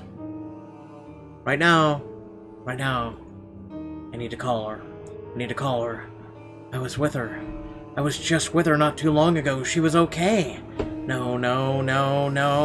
It isn't Rose, I'm sure of it. I just talked to her, and a sob escapes me, and hot tears begin to blur my vision.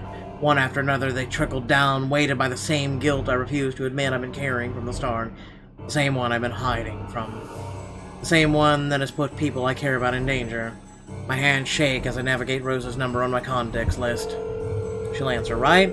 That's what she always does. She'll pick it up, tell me to turn on the waterworks, call me a wuss afterwards. Answer. Please answer, Rose. Again and again I dial, whispering, praying, pleading. Come on, Rose. Don't do this to me. Please pick up.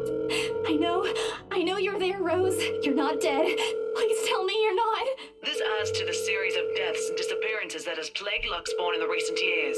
The authorities are currently looking at a possible link with the notorious Anselm Butcher case. The TV runs loudly in the background. Deafening static sounds from my phone speakers, but in my ears I can only hear the screams, or pleas, or whispers. We are not safe.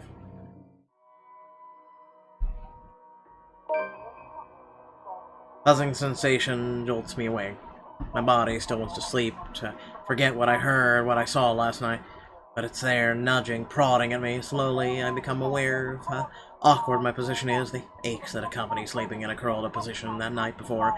If I even sleep at all. Memories are impossible to forget now that Rose is gone. They say it's easier when you say it out loud instead of the words weigh heavier on me each time. She's gone. Gone because of me. Gone because of one letter I was too curious to look at. I should have been more careful. I should have just kept my mouth shut. I should have just destroyed it before anyone else got involved. I should have... The notification light on my laptop blinks insistently, mocking, and then I look at it as if it's calling me back to a sense of normalcy. All BRC employees, in light of the recent events, there's been a staff emergency meeting from 1 p.m. to 2 p.m. Attendance is a must. Company changes, new heresy policies are all being discussed during the meeting. Everyone is expected to bring a copy of their own attendance logs and sales reports for the last 6 months to be submitted to their respective managers for review. We are expecting everyone's cooperation. Thank you, Joanne Alice Scholes, BRC HR Manager. Check it nevertheless out of habit more than anything. If this were one of those typical days, I'd happily comply and get myself to the office. Today my limbs just feel heavy. On one hand, going will keep me busy, get my mind off somewhere. On the other, that place in itself, it's a stark reminder of what my own fears have cost me. I should just...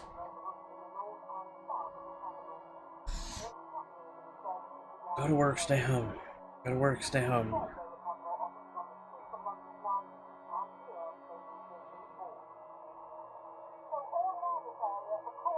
I'm even the type of person who would work through this.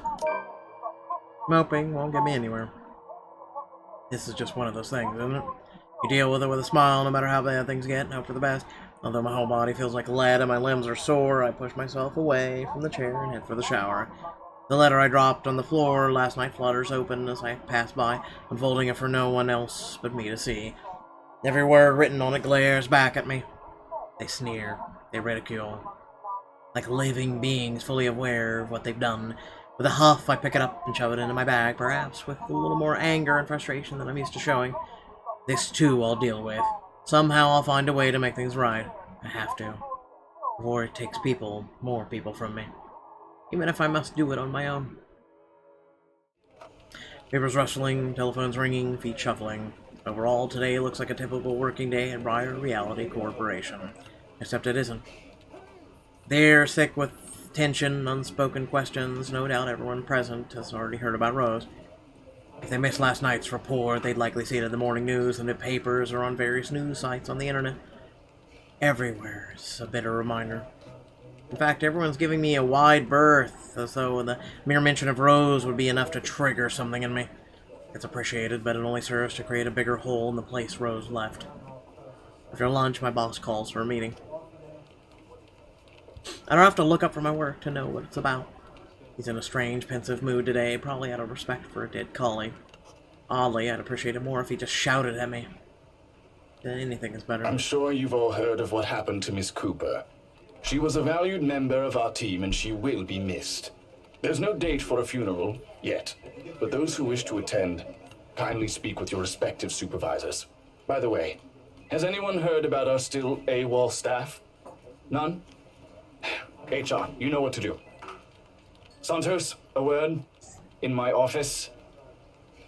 At the end of it, I've been given the entirety of Rose's workload, including finalizing the rights papers and having promised an ample compensation for my efforts.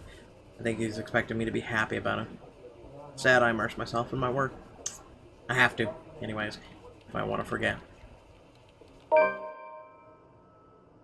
Employee of the Month achievement. Time flies when you do, and by the time I give notice, it's already late. Everyone's already gone, leaving me in the company of a radio and a member of our janitorial staff. I don't even know his name. Rose likely does. She remembers people easily like The that. Luxbon Police Department continues its search for the following reported missing people. Radio blares one name after another. Hold on a second. Missing, aren't they?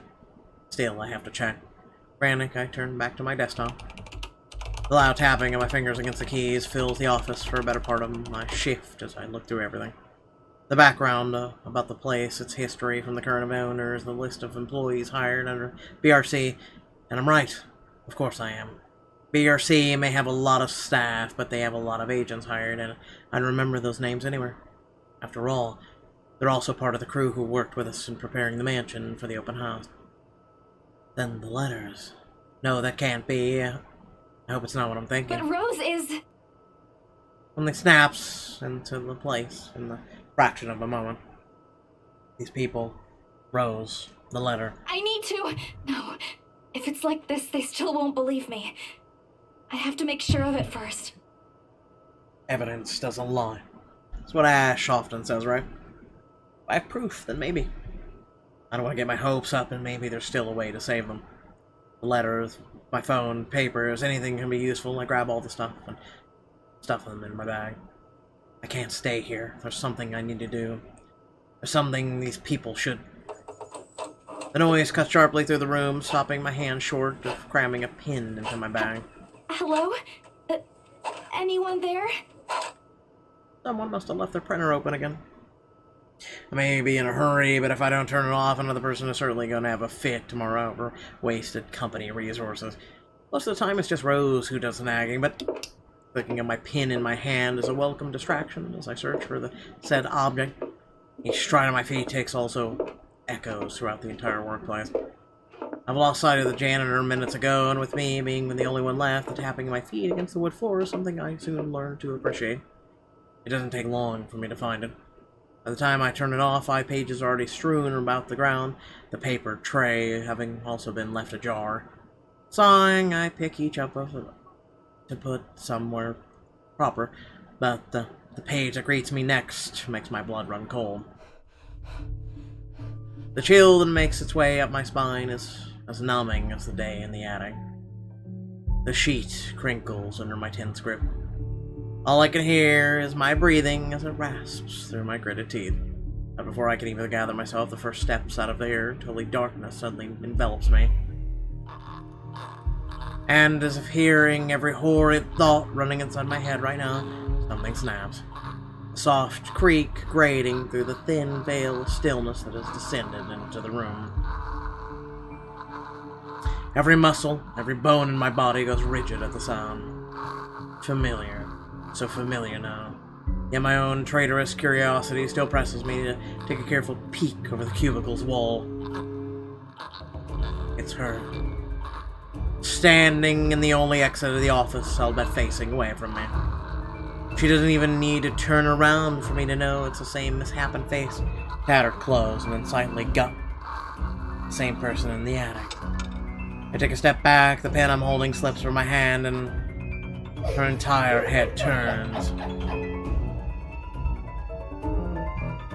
A scream almost escapes my mouth, and I duck under my table as quickly as I can. My heart is pounding hard against my chest. I can hear the bone-chilling sounds of her walk, the weird clicking that follows her, and the telltale screech of something wet as she walks towards me. Nearer and nearer. The sounds are slowly getting louder. The only thing keeping the whimper from escaping me is my hand as it covers my mouth. Someone please save me. Anyone. Close my eyes, muttering a continuous stream of prayers, all while attempting to steady my own breathing. Please, please don't let her near me.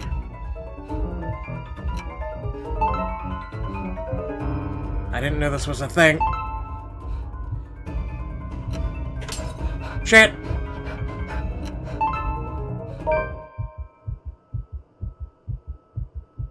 I'm not using the space bar to click that one. Screw this shit. Seconds, minutes stretch out before me agonizingly. She gone. Slowly open my eyes to take a peek. I don't dare move or make a noise. What is wrong with your one leg? I'm just curious. Excuse me, lady. In the face of such terror, I could only beg. Let out silent pleas to whoever is out there. Please, please, don't let her know. I want to live.